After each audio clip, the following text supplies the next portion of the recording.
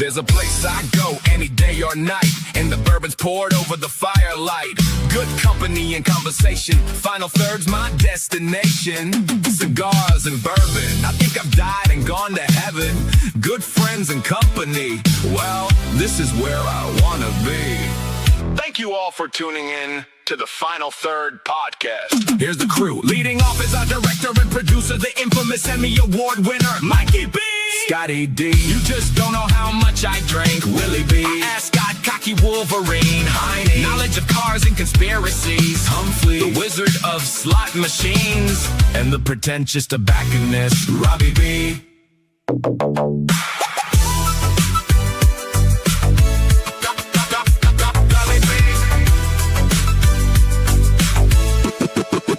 Robbie B.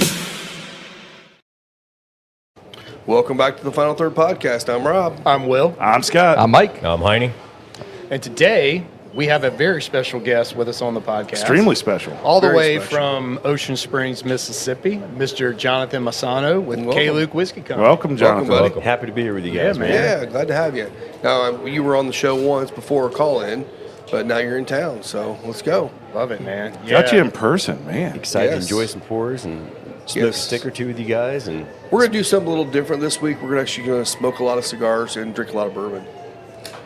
Is that Wait, different? no, Wait, never no, mind, that's never what we mind, always never do. mind. sounds like my kind of work.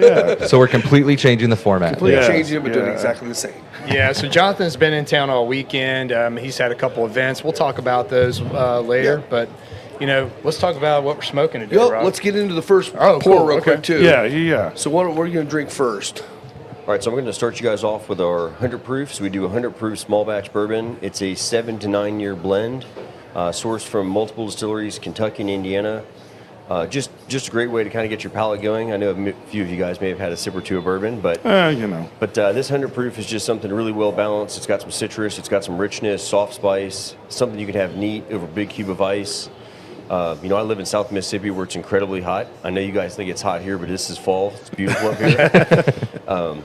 And yeah, something you can do, you know, some really nice elevated cocktails, paper planes, Boulevardiers, old fashioned. So that's what I'm going to pour first for you guys. A little Cool. K-Luke 100 proof batch 6, the brand new release that just came out. Awesome. While we're pouring that, Rob, why don't you tell us what we're smoking today? So we're going to be smoking the Warhead 12.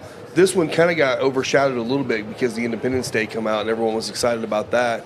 But this thing is smoking great. I know Will and I smoked one here this last week. We're like, damn, these things are smoking amazing.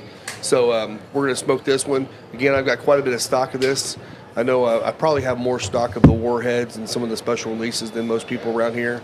So I definitely brought deep this year. So come in and try this. I'm excited. It's a Nicaraguan broadleaf wrapper over Nicaraguan binder and filler. Not quite as strong as what the Warhead 11 was, but definitely in the same profile. But the Warhead 11 was was a crazy. bomb. It was Yeah. a huge bomb. It was a now, bomb. as usual, we like to give you the nice little tips. Note on this one, it is a foot band only. Yeah. So, no, you don't smoke from this end. You cut from the opposite end, and then make sure you remove that foot band before you light. We don't Yeah. like smoking Don't paper. light the band. Don't light the band. That's not what it's there for. It just looks cool and And I know some people, have a hard time figuring out what to do with that. It's not as hard as it really looks at times. If you look at the cigar, whatever way it is where the text is up and down, it's usually the other ends where you're cutting it. So even if it's a foot, And let's be honest, the Warhead bands are the coolest bands in all of cigars. they are They very, are. very cool. I keep And- them inside my clear phone case. On And these the are back. these actually come off very easily too, not like some of the old ones. Yeah. Some of the old ones were kind of a little tough, Yeah. but these should come off clean and Some of them do, not all of them, but most of them do. yeah.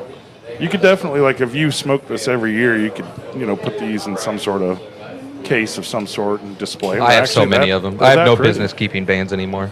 Right. Totally got it. My humidor drawer is just full Yeah, of I have no these business. bands. There's a slight little bit of raisin Raisin, yep. toast kind of on the cold draw, but very soft, like not aggressively sweet or anything like that. Alan, you hung over? No, I slept good last night, Oh, good for you. There you go. Do you sleep at a medium pace? as always. I agree on the raisin on this. Yeah. Almost a hint of kind of some cocoa, kind of a dark chocolate covered raisin. I'm with you too. A little bit of the barnyard in there too. Yep. Yep. Yeah, I definitely get like dates, like that dried, Yeah. rich fruit profile. Yep. Oh, yeah, yeah. Alan actually brought in some dates yesterday. Pretty good. Yeah. The edible kind. He couldn't get a date, so we had to go buy one. I didn't know. I was gonna say, I didn't know he had there you dates. go. I was going to say edible didn't change the description. Sorry. Shots fired. Alan sits out one show and he's just catching strays in like the first 3 minutes. Well, let's be honest. He's usually the one it's good tossing bourbon. them out there, so. That's really Yeah. good. Well, we'll let Jonathan get lit up here, and then I'd love to hear kind of like the whole genesis of K-Luke, you know, how it started. You've got a very interesting past that led you to, you know, become, you know, basically a craft producer of whiskey. So talk a little bit about, you know, hey, give us the start of kind of how this came about and how you got, To where you I'm know, at. to where you're at. Yeah, so for me, you know, being involved in food and beverage has been my entire life. I started working in restaurants at 16, and by the time I was 19, I was working in a fine dining restaurant, really fell in love with wine. We had an amazing sommelier I studied underneath. He was super laid back. He could be opening up, you know, an 82 Margaux, a $5,000 bottle of wine, or drinking a beer. Just a really nice, like, refreshing approach to helping people find great wine. So that's how I learned early on. And man, I just fell in love with it. Just fell in love with the stories, the people, the places, just everything that goes into making wine. By the time I was 21, I got sommelier certified, which is a wine certification. You know, we had to go out and study. You focus a lot on wine tastings, regionality, what makes different types of wine different and unique. We used to go to the grocery store, smell the produce. You know, you're constantly trying to hone in your palate on different tastes, aromatics. I always tell people when you taste, there's never a right or wrong answer. It's all about what speaks to you, and a lot of it's memory recall, right? Whether it be a cigar, whether it be food, whether it be wine, whether it be whiskey. Sometimes it just brings you back to a place and time, a certain occasion, somewhere you were at, the people you were with, and I think that's what makes wine and whiskey so much fun, and cigars too. It's just that experience and get to share it with your family and friends. So from there, after I continued to study wine, I opened up my own retail store called Masiano's Fine Wine Spirits in Ocean Springs, where I live at.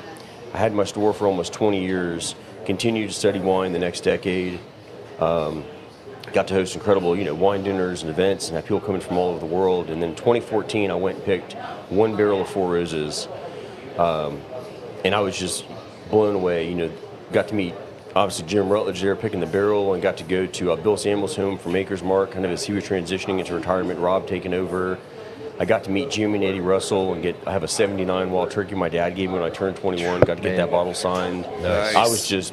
I was blown away with not only the whiskey, right, tasting the barrels, which is, it's a pretty eye-opening experience first time you do it. You're like, how different could the barrels really be? When you get 10 barrels in front of you and you taste them, you're like, man, these are wildly different profiles. Yeah.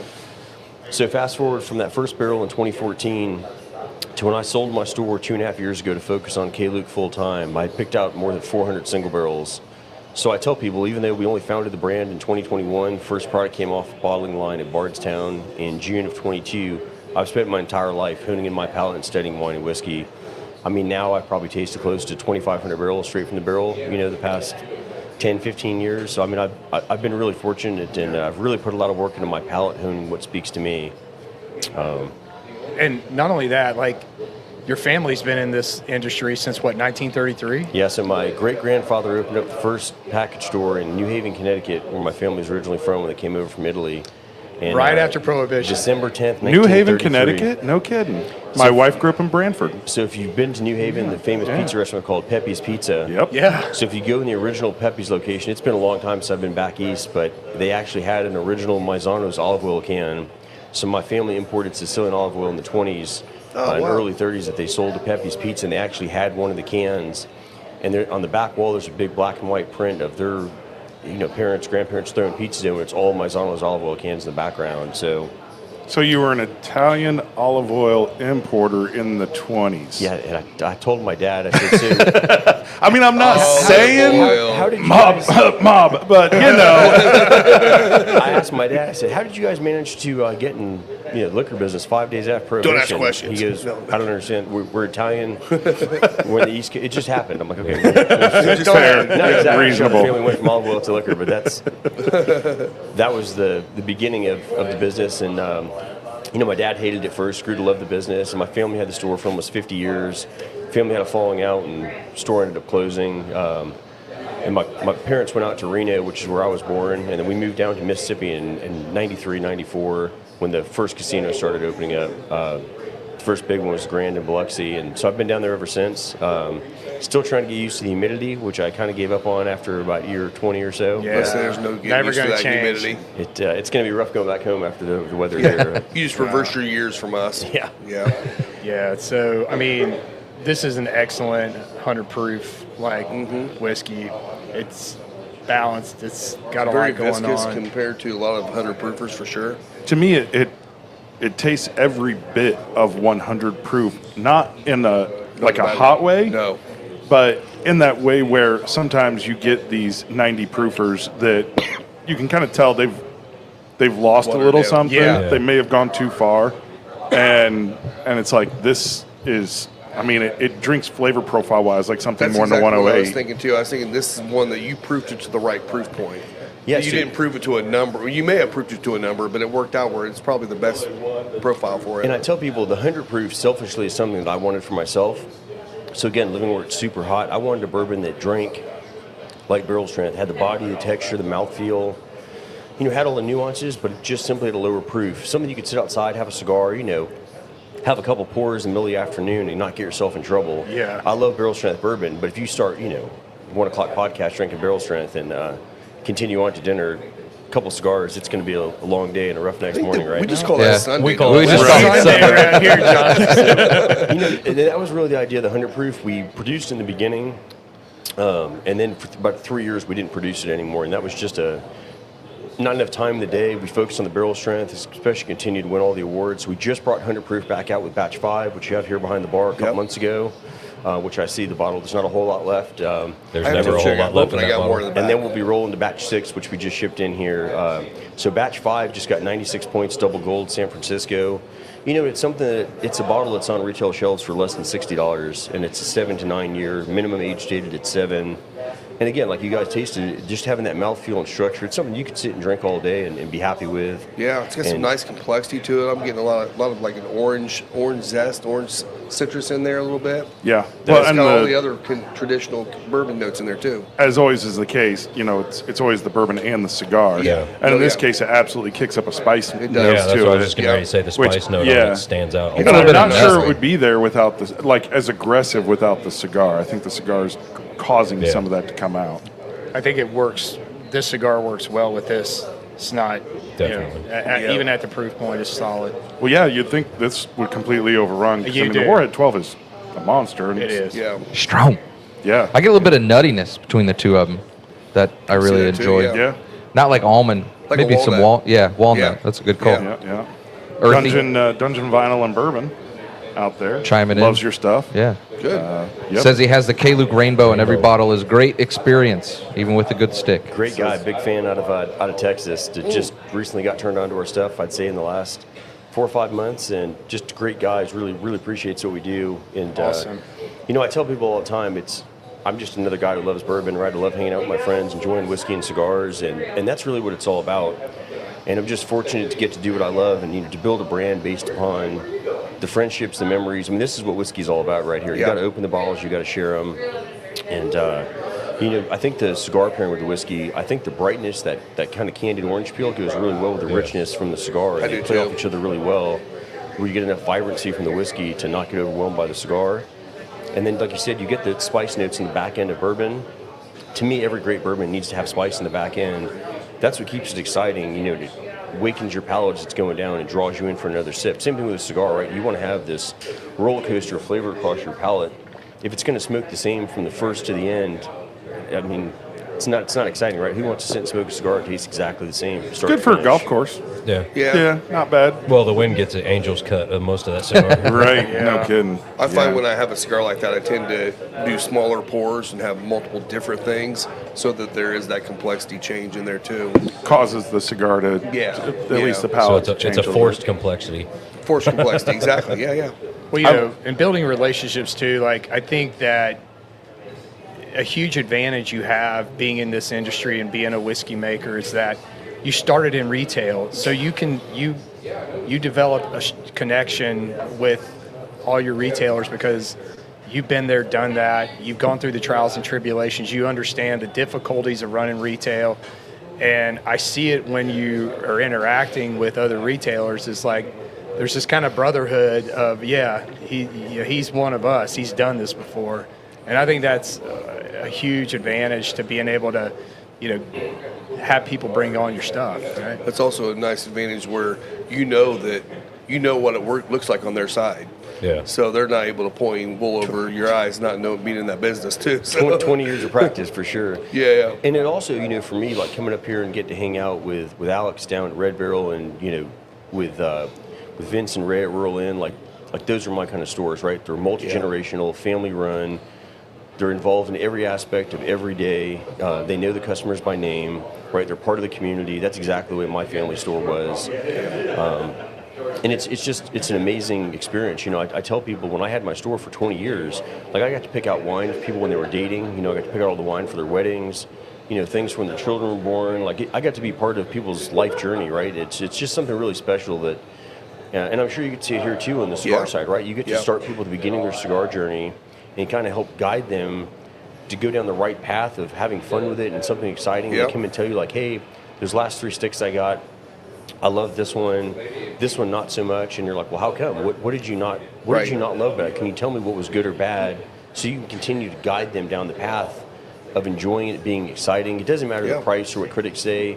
You have to hone that in on every person of what speaks to them, and that's the most amazing part of this business, and just get to be part of that journey with everybody from start to finish. And I agree with you. Yeah, I think it's such a good point about the culture side of it. It was interesting you talking about the memories and kind of taking you back, and that's something that we learned from Jackie Zykan and her tasting experience, was she really focuses a lot on that concept of don't think about the specific flavors, think about the memories that it brings back, and that will lead you to the flavors that you're getting in there.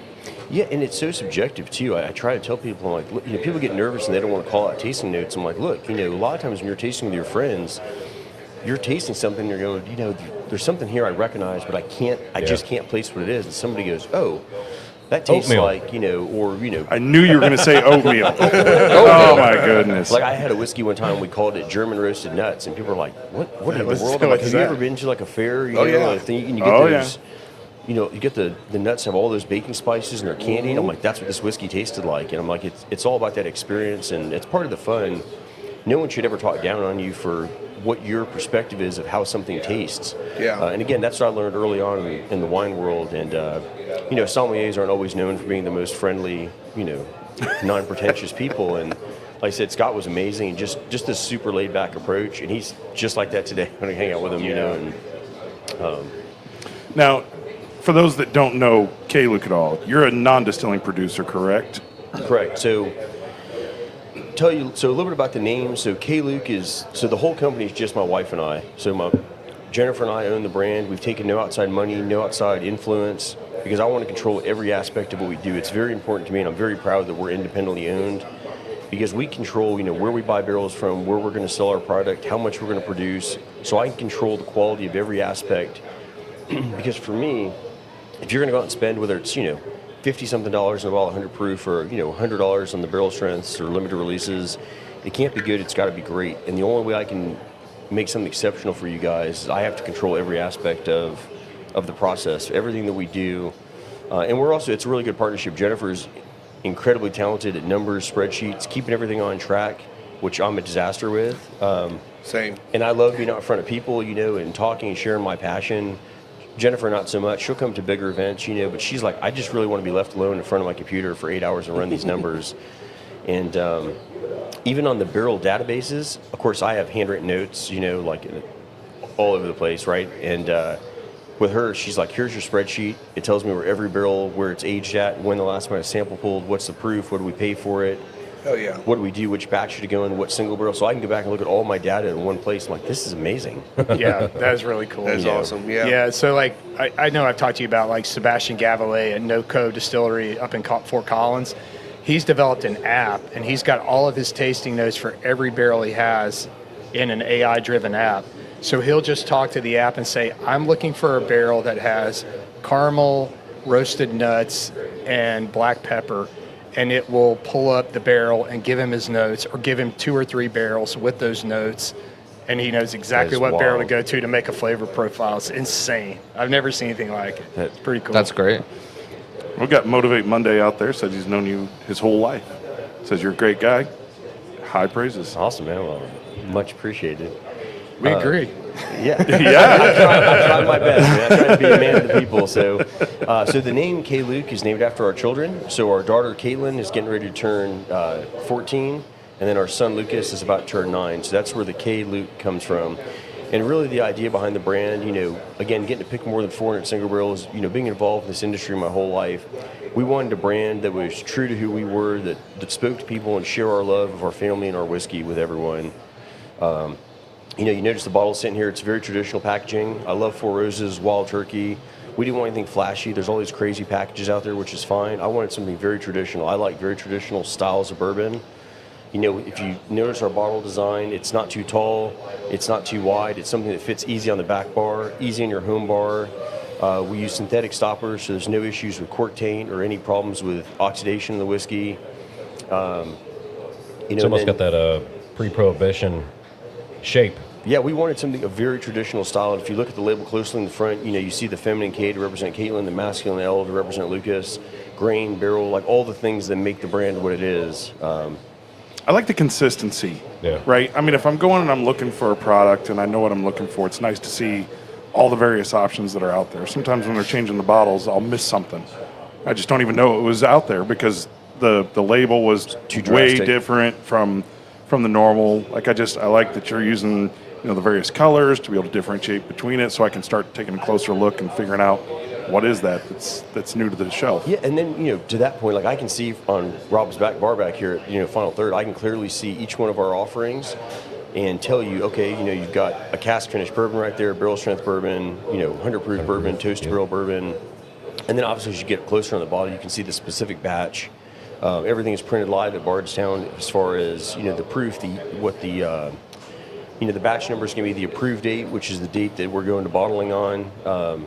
Again, we wanted something very consistent, something that told the story across the board, across the family of brand, that you would know you're in our same family, but you're drinking different styles. Yeah. So your French oak, man. The French oak was special. That was the American oak's great, but I feel like this French oak almost overshadowed it a little bit. Well, it kind of proved to me French oak is as a finish it's a profile you love. It is a profile I love a lot. So for those of you guys out there who don't know what they're talking about, we did so Michael Keenan's a good friend of mine. He has a family-owned winery for 50 plus years, going on to third generation now with his son, up on Spring Mountain in Napa Valley. So it is the mountain range. It separates from Sonoma. You come over that mountain range into Napa. Beautiful property. I highly recommend going to visit Keenan Family Winery if you're out that way. And I reached out to Michael. He also loves bourbon, loves cigars. He'd fit right in here with us today. Nice.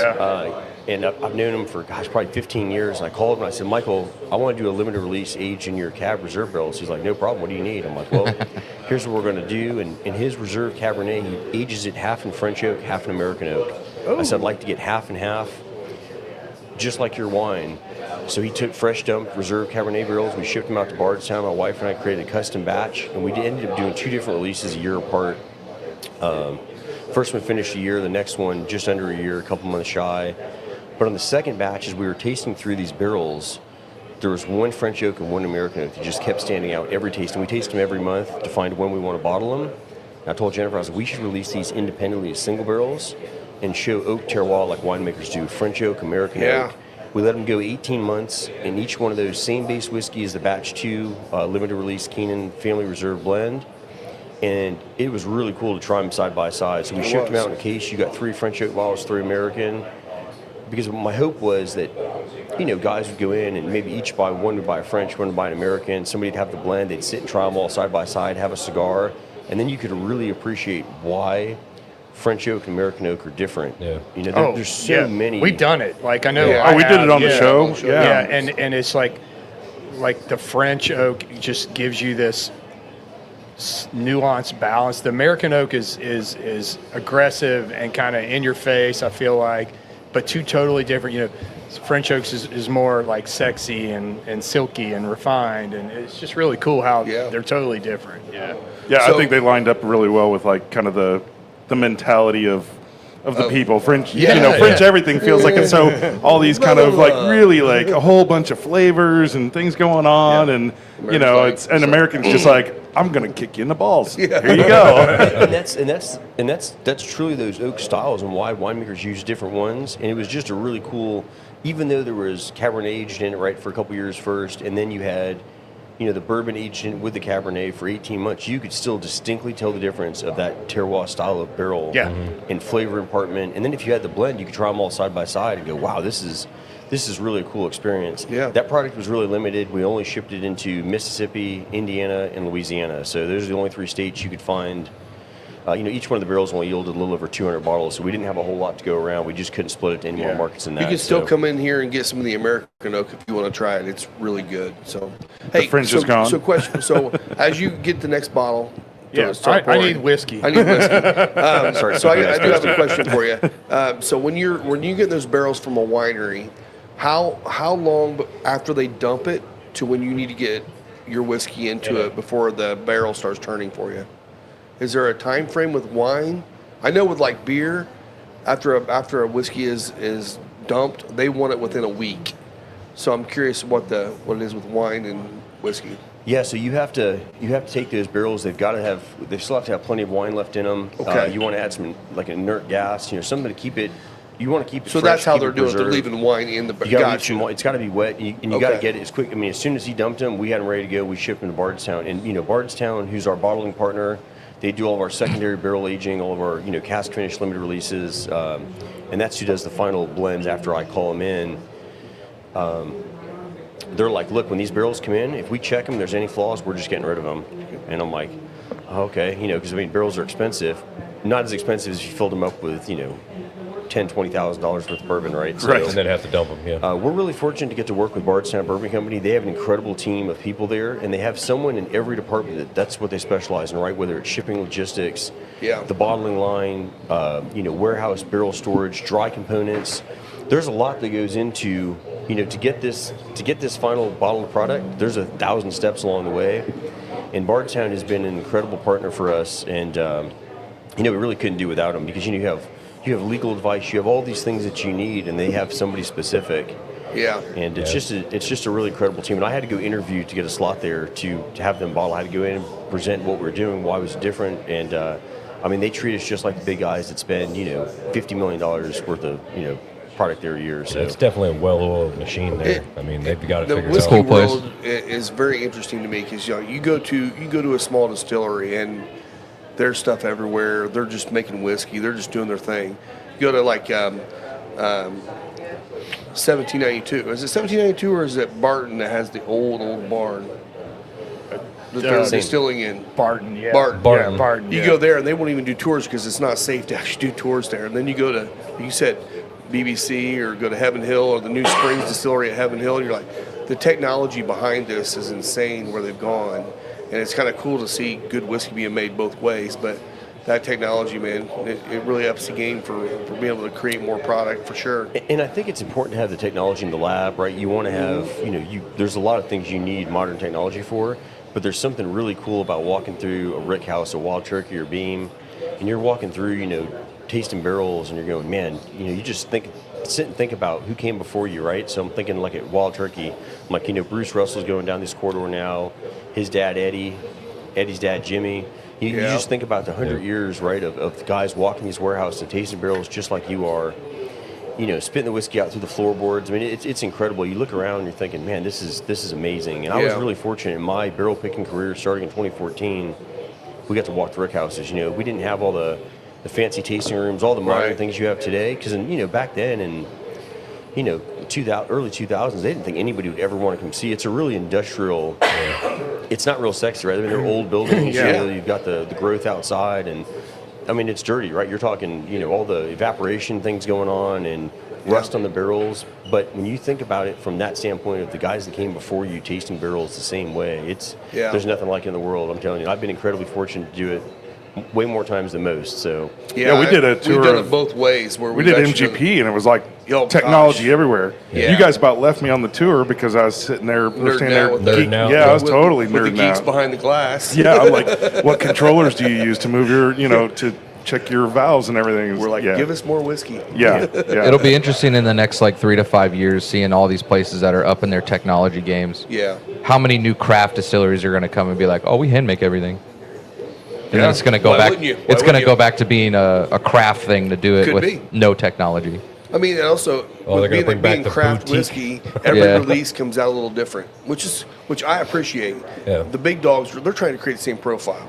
So the more technology they can have, they can create, Jack Daniel's Old Number 7 the exact same way every time, over and over and over. We'll just wait until one of the big sixes hacks into another one's distilling line and then releases Everything all their. tastes like Heaven Hill Yeah. Bottle and Bond. Right. What's going on? But I think that's probably another good segue into kind of what we do, right? So people always ask me, but between the batches, how do we blend to be consistent? I'm like, I'm not trying to blend to be consistent. Yeah. I'm trying to blend for. Obviously, we have a baseline of what I like, what Jennifer and I are looking for in the whiskeys, but every one of our small batches, so the next thing we're trying here is our batch 14 barrel strength. So anytime you see our silver label, this is straight from the barrel strength. Right now they're 10 barrel blends. This is around 117, This right? is 117.2 on batch 14. But for me, it's like, okay, we know, here's the final step. How do we get there? How do we get to this? What are the 100 steps in between the bottled product and what we're tasting? I only know how to do it by taste. That's been my whole career, right? I'm no chemist or chemical engineer. I'm just a guy who's spent a long time tasting things, right? Whether it be wine, whiskey, food, cigars. I just enjoy the journey. So I'll pull about 100 barrels that I think are ready to go that I've been tasting that I'm excited about, and I'll pull samples from all of them. I'll sit down and I look at all my notes, and I'm like, okay, on paper, what makes sense to create this next barrel strength blend? How do we get there? So I'll create about a dozen blends, based off my notes, what makes sense, which I can tell you doesn't always translate. Sometimes we'll taste a whiskey in a blind. We do it all blind, so I'll create a dozen blends. Jennifer and I sit down and blind taste through, maybe 8 at a time, and sometimes she's like, what the hell, what is this? I'm like, well, on paper, it seemed like a really good idea, but that doesn't always translate, and that's the really difficult part. You have to do it by taste. And I think part of what makes K-Luke unique and special in the market is, one, you have a male and female palate, which a female palate is way more intricate and defined on picking out nuances. And Jennifer will tell you she has a harder time describing it, right? Because she doesn't come from that world, but she knows what she likes, and she has no problem telling me when she tastes a blend that does not work. Yeah. And then we talk about what did you like, what did I like, right? We do it all blind separately. We sit together, but we don't talk about what each of us tasted. And then we go through what each one of us thought about the blends. What did we like? What did we dislike? What was it missing? What did it have too much of? And then it's like, okay, she really liked this one, but I thought it was lacking, more spice and richness. What barrel do I need to rotate out to something different, reblend it, retaste it? So that takes us a while. We get down to top couple of blends, and it's like, okay, we're really enjoying these, but how do we know it's going to be great? It's not just going to be average. It's not just good. We run blind tastings against the best bourbons in the world, right? Things that we personally enjoy, things that other people that drink K-Luke Barrel Strength are going to enjoy. Stag Junior, EH Barrel Proof, Old Carter, Rare Character, whatever great bourbons people are enjoying out there, we run blind tastings against them. And now it's not trying to define good or bad. It's like what speaks to us in the glass. And if we don't win those tastings, I'm like, okay, well, whatever whiskey won, why? What did it offer that we were missing? Was it fruit? Was it citrus? Was it spice? Was it aromatics? Was it back end on the palate? I reblend, we retaste. So everything we do is all done by taste. So when I tell people, our products are blended with a lot of love and a lot of care and a lot of attention to detail. That's our process. It's a long, drawn out, all done by taste. I don't know any other way to do it except for us tasting constantly. And it's kind of fun when you get a variety of our barrel strengths, side by side. You can kind of see the baseline. If you notice, proof, for example, they're all in that 115 to 120 really. But I like 115 plus or minus a few points. Naturally, as you taste our whiskeys and you look at them, they just naturally land in there. I don't blend to proof, I blend to taste. And it just naturally, we know what we like. We're not trying to chase, the new fad or what's popular today. We want to blend what we want to go home and drink. Mm-hmm. And if you believe in us and you're excited about our products, you're going to get something consistently exciting, the multi-layered whiskey experience, we call it, in every one of our offerings. So, yeah, I think that methodology of blinding against known, recognized heavy hitters is genius. Like, I Yeah. think it's a difference maker. And I'm also fascinated, like, how often do your palates or your tasting notes converge, and how much divergence is it when you guys sit down and compare? So is the more we taste and the more I work on the blends, the tighter our notes get together, right? Stylistically, as far as the end product, that's when I know it's something special, right? When both of us are going, hey, we get red fruit, and it might could be different, right? Hers could be, baked raspberry, mine could be dark cherry, but as we're getting the same wavelengths of flavor, right, and the same family wheelhouses, that's when I know it's the right blend, it's the right combination. And me and Will were talking about it earlier. When I started off with 4-barrel blends, it was way easier. Now we moved into these 10-barrel blends. 1 barrel, the changes, and I'm like, well, did I need to change out barrel 2 or barrel 8? They're kind of similar. We got to change them, taste it, reblend it, retaste it. It's just a never-ending process. I tell people I look at blending like being a chef, right? Chefs they're not raising the cattle, they're not growing the produce. They're finding the best families and farms that do that, and they buy the freshest ingredients, and then a chef blends everything together to make that dish. And I always tell people, because they're like, well, anyone could buy the same barrels. That's true, but why do you go to your favorite restaurant? Why do you spend more money at a nicer restaurant that you love to go to? You trust the chef and the culinary team. Yep. Because you know whatever ingredients they get in. In theory, every other restaurant could buy the exact same ingredients, but you trust that chef and his culinary team to create something exciting, to blend something that's perfectly balanced on the plate. That's our same goal to reach every the day. end product, not Reach the end just product. Well, I love your strategy, and I've seen this, out of NDPs, the companies that are embracing the idea that they're an NDP. We've got our local guy here, Drew Black, He's good with friend Circle with him, City. City. And you guys were hanging out last night and chatting up, but I see a lot of similarities. He's the same idea of, I'm not trying to blend to a particular flavor profile specifically. I'm trying to make great product. I'm trying to make great product, and I love it. I think it's one of those things that, when we had NDPs that wanted to get into distilling at some point, I think of the ones that were sourcing and doing blends or finishes, High West or Whistle Pig, or some of these big guys out there. Barrel. Yeah. Barrel, Yeah. exactly. And they haven't always MGP. been focused on the concept of, I'm going to maintain myself as an NDP. It was, I need to be able to sell whiskey so I can eventually make my own. Become to make my own. I think this is a severely underdeveloped market in this NDP only mindset, because you create completely new and unique things. I love how you talked about the culinary aspect of food and the chefs and their teams and creating dishes. That's such a great call out on a great product like this. I think it's really important, because people always ask me, when do you plan to distill? And I'm like, we never plan to distill. And I'm like, I jokingly tell people it would take us about $25 million, and if somebody gives me $25 million, I'm just going to retire. Right. Drink whiskey and smoke cigars. Exactly. But in all seriousness, I understand how to distill, right? Like I could learn how to do it, but that doesn't mean I can do it well. And I could never distill better than the legendary guys we buy whiskey from. Right. I could spend the rest of my life, and I could never distill to their level. And part of what makes K-Luke so unique, we source from 8 different distilleries, only Kentucky and Indiana, a variety of mash bills, different distillation techniques, different barrels are aged in. A million different variables. So when I go to my spice cabinet, I have this huge array of whiskey to source from. And I think that's the other thing, along with us having a male and female palate, is because we're pulling so many different flavor components, I have this incredible array. And if we distilled, even if we distilled well, we'd be locked into just a couple of things that we could run.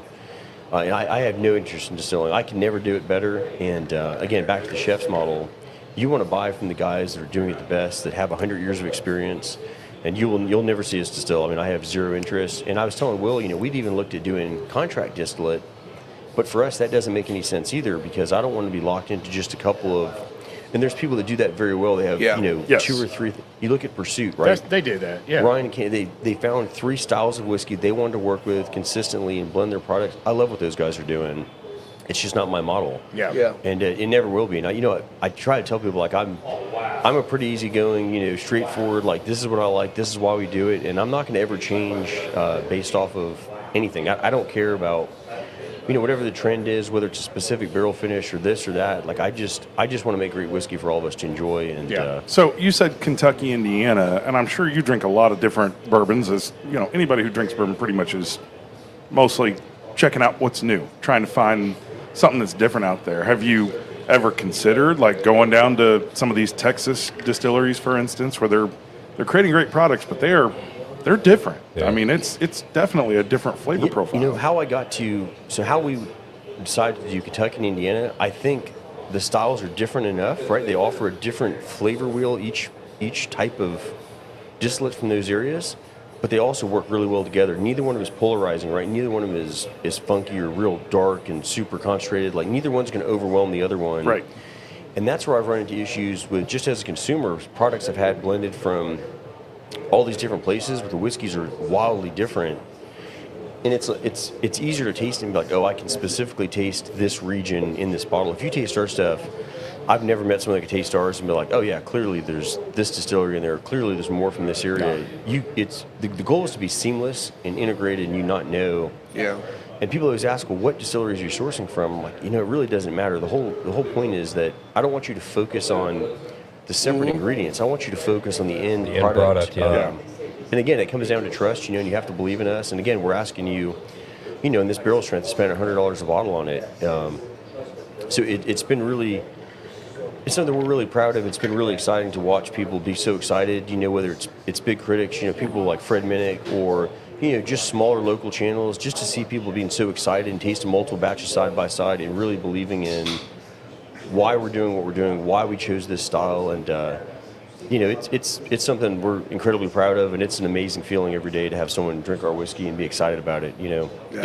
Well, I mean, like yesterday, we were at the Rural Inn event, and Ray's introducing Johnathan, and we start out with the 100 proof. And right out of the gate, Ray goes, I've drank and tasted a lot of 100 proofs in my career, and this is the best tasting 100 proof bourbon I've ever had. That's a bold statement. That is a Very big bold. statement That's- coming from yeah. a heavy hitter who's been in this industry, well respected. So when he said that, I was like, whoa. That's a bold big statement, words. yeah. Yeah. You can tell Ray's not a guy to sugarcoat anything. He's No. going to tell you how it is. Yeah. He won't say it if he doesn't believe it. You're right. Jake Carlisle out there says you don't have to reinvent the wheel to have a good wheel. Like, it's a great point. Yeah. Unless it's on my car, and then I need to reinvent it so it'll go straight. Yeah. No, you, So you just need a was rack. Were you and your wife both into whiskey before, when you were more of a wine guy or in the liquor store? Was that something she got into once you started distillery?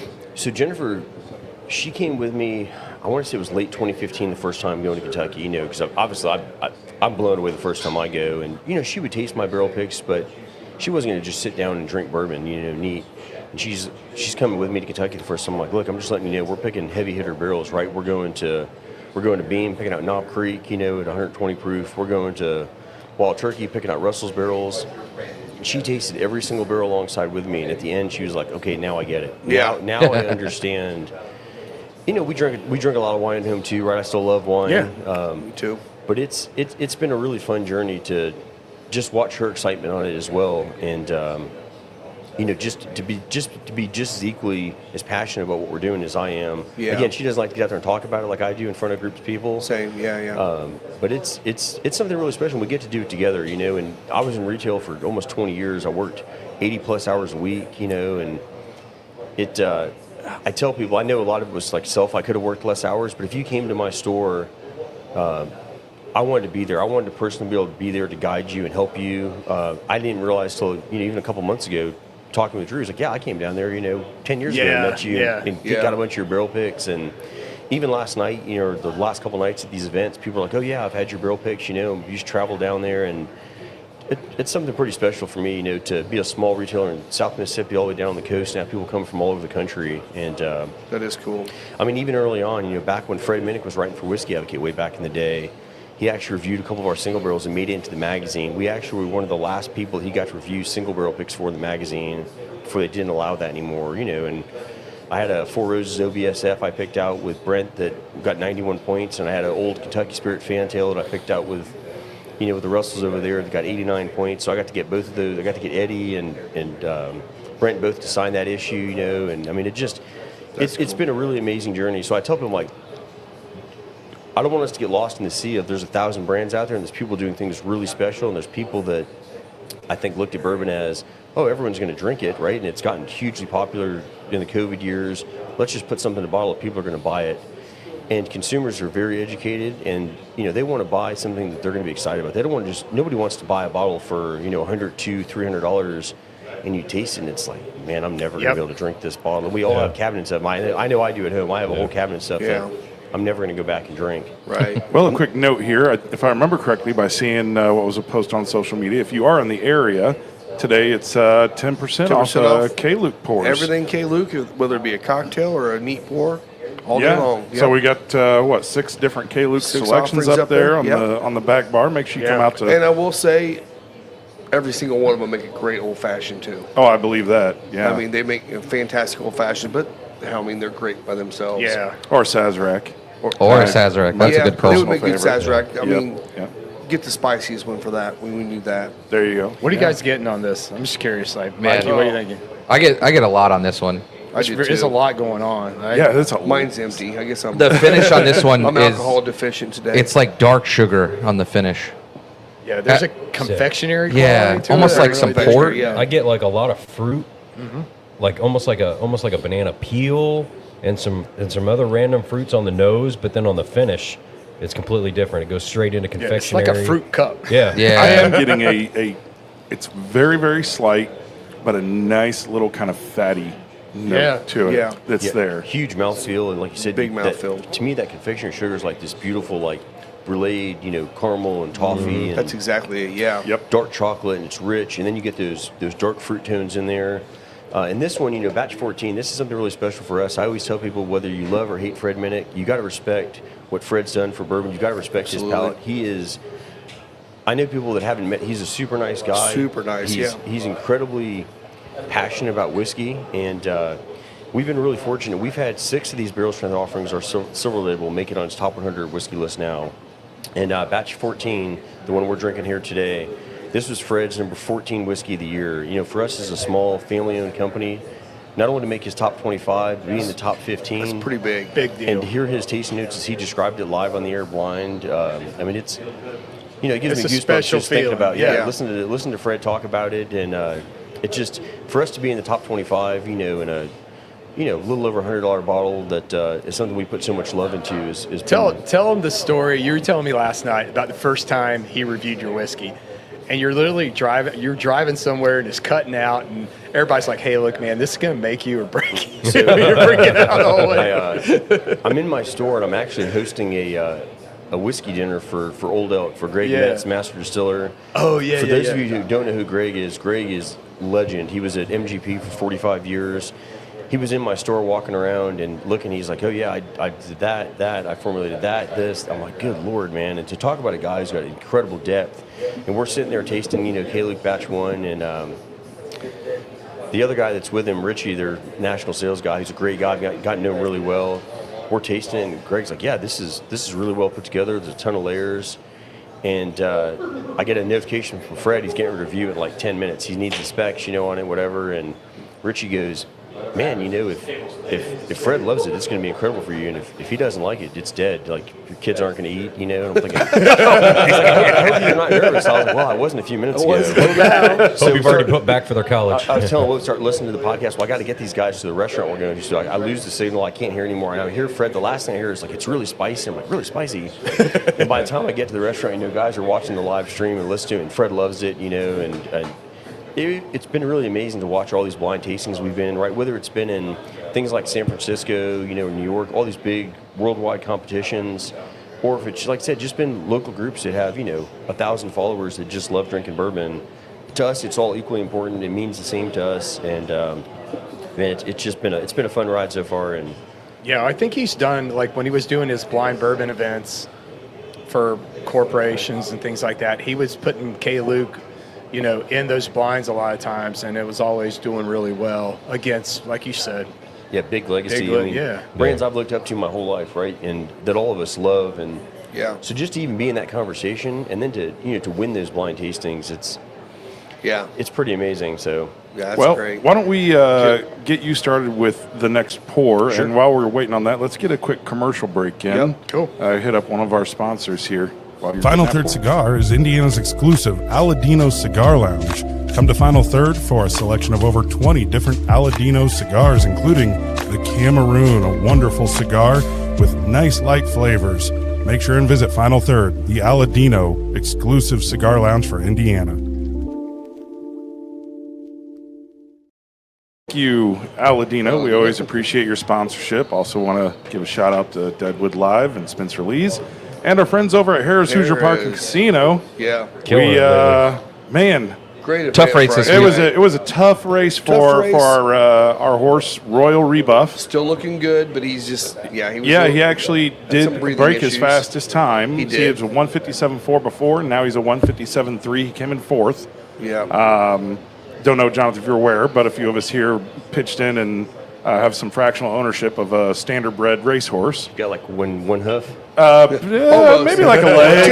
10%, A probably one leg. Yeah, 10%. But it's fun. We've been The talking fifth about leg. it a lot, and we are talking to the Gaskins. Ernie Gaskin is our trainer, and the Gaskins own the majority of the horse. So we're talking with them about getting back out here and talking about fractional ownership. If it is something you're interested in, make sure and let us know.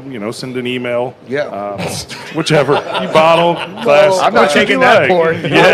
I was just watching that transpire, giggling. Royal came in. Royal Rebuff came in fourth place. We're not sure if he's going to run next week. He might be taking a not. week off and then going down to the state fair. Yeah. Is what they're talking about doing. So we'll run be down kinda cool, there. yeah. Pretty exciting for you guys. That's a pretty. It is. Yeah. It's a lot of fun. There was a great crowd. Friday. I forget. Do they have K Luke there at the racetrack Don't think at the so. casino? No, I not yet. don't Not think yet. so. Not yet. They need to. We'll talk Come to on, them. Steve. And that's right. Yeah. Come on, Steve. Get Come going on, out Steve. there. Come on, Kevin. Damn you, Scuba Steve. They do have some good whiskey out there. So I mean, if we he's were- not running this week, we'll probably be back out there Tuesday. I would imagine. Yeah. I'm sure. Rather yeah. than later in the week. So Well, we were a little disappointed. I mean, he's got it in him to win, but I mean, he's raced 5 times in his life. I mean, he and beat his 4 of time. them Yeah. he finished top 4. Man, that's Yeah. pretty strong. So I mean, he's doing pretty well. yeah, he's Well, almost 8,000 in winnings in I mean, he was 4 more- races. yeah, he so. was- most He winnings was in that improving race. really well with John, and then we had to switch up to Marcus this Yeah. race. For the And driver. I don't know if that really changed much for him. I think it was more his breathing. I mean, That and his change in Lasix. that Yeah. Lacey, Yep. that guy's Lasix, breathing was screwed up I a think little bit. that kind of made an issue. Probably. So, So we're having just fun keep an with it. eye on the email list out there, and we'll make sure and let you know when we're going to be out. We'll We've find got out the, for sure if he's not raced this week, but I'm pretty sure he won't be. Yeah, so we've got the suite up there next to the Pegasus bar. You can always find us up there, and we smoke cigars and drink Yep. whiskey and talk horse racing. So it's And if always you're a not good time. familiar with the area, just go into the racing side. There's a big sign outside the door that says racing. Come in there, and you're literally just kind of veer left. You'll go by You'll to see see the the bar bar. right in front of you, or right to the left of the bar. They still Yeah. have K Luke. They still have King of Kentucky. King of Kentucky. Yeah. All 3 Yep. batches, I think. Yes. Yeah. And you had batch 3. I'm sorry. What's your name again? Jacob. Jacob. Jacob had batch 3. We were doing bottle share after the event yesterday. He had batch 3, and he can't. And he told me something yesterday that stuck with me. He got batch 3 specifically because they're all the same. They're all proofed differently. So what he did, he got batch 3. If he wanted to try batch 3, he proofed it down a little bit. If he wanted to try batch good 1, he call. proofed it down a little bit. Oh, I okay. thought that was genius, man. a good call, yeah. Very nicely done. Yeah. I didn't Yeah. even think about that. We That should have tree was put. my We favorite. should have put some water. We should have in. just got 3. Yeah. Just got 3. yeah, It's a little pricey, but It it's is. worth It's trying. fun. it is. It's definitely worth trying. For And I'm sure. always drinking Larceny Barrel Proof out there. They've got a great price on Yeah. a long They do. pour. Just a little, money saving tip out there. If you go out to Harris Hoosier Park and Casino on the racing side of the Pegasus Bar, ask for a long pour, not a double. Yeah. Because it's a much better deal. Yeah, you get you're very, almost very getting close. a double, but you're getting charged a whole lot less. A lot Yeah. less. All right, what are we tasting Yeah. now? Oh yeah. What are So we doing now? this next one up, this is something special. So this is the Rural Inn Single Barrel. Oh, so this good. is a just shy of 9-year-old. It's 8 years, 10 months, and a couple weeks. So barrel strength. So when you see our blue labels, those are straight single barrels, no secondary cask finish. You're just tasting them straight from the barrel. So when I'm not sure when I was here last, maybe 2 months ago. got to meet Ray, and we had an amazing afternoon together, just tasting whiskey and hanging out. Is And, this the one that they split? No, this is the Soul just roll in. This is the first one we had at the tasting last night. So this is glass number 3 last night also. Okay. Short yield, it only yielded 17 6-packs, just over 100 bottles. So again, this is only available at Rural Inn here in Indiana. They got the whole barrel. We've done very few single barrels nationwide.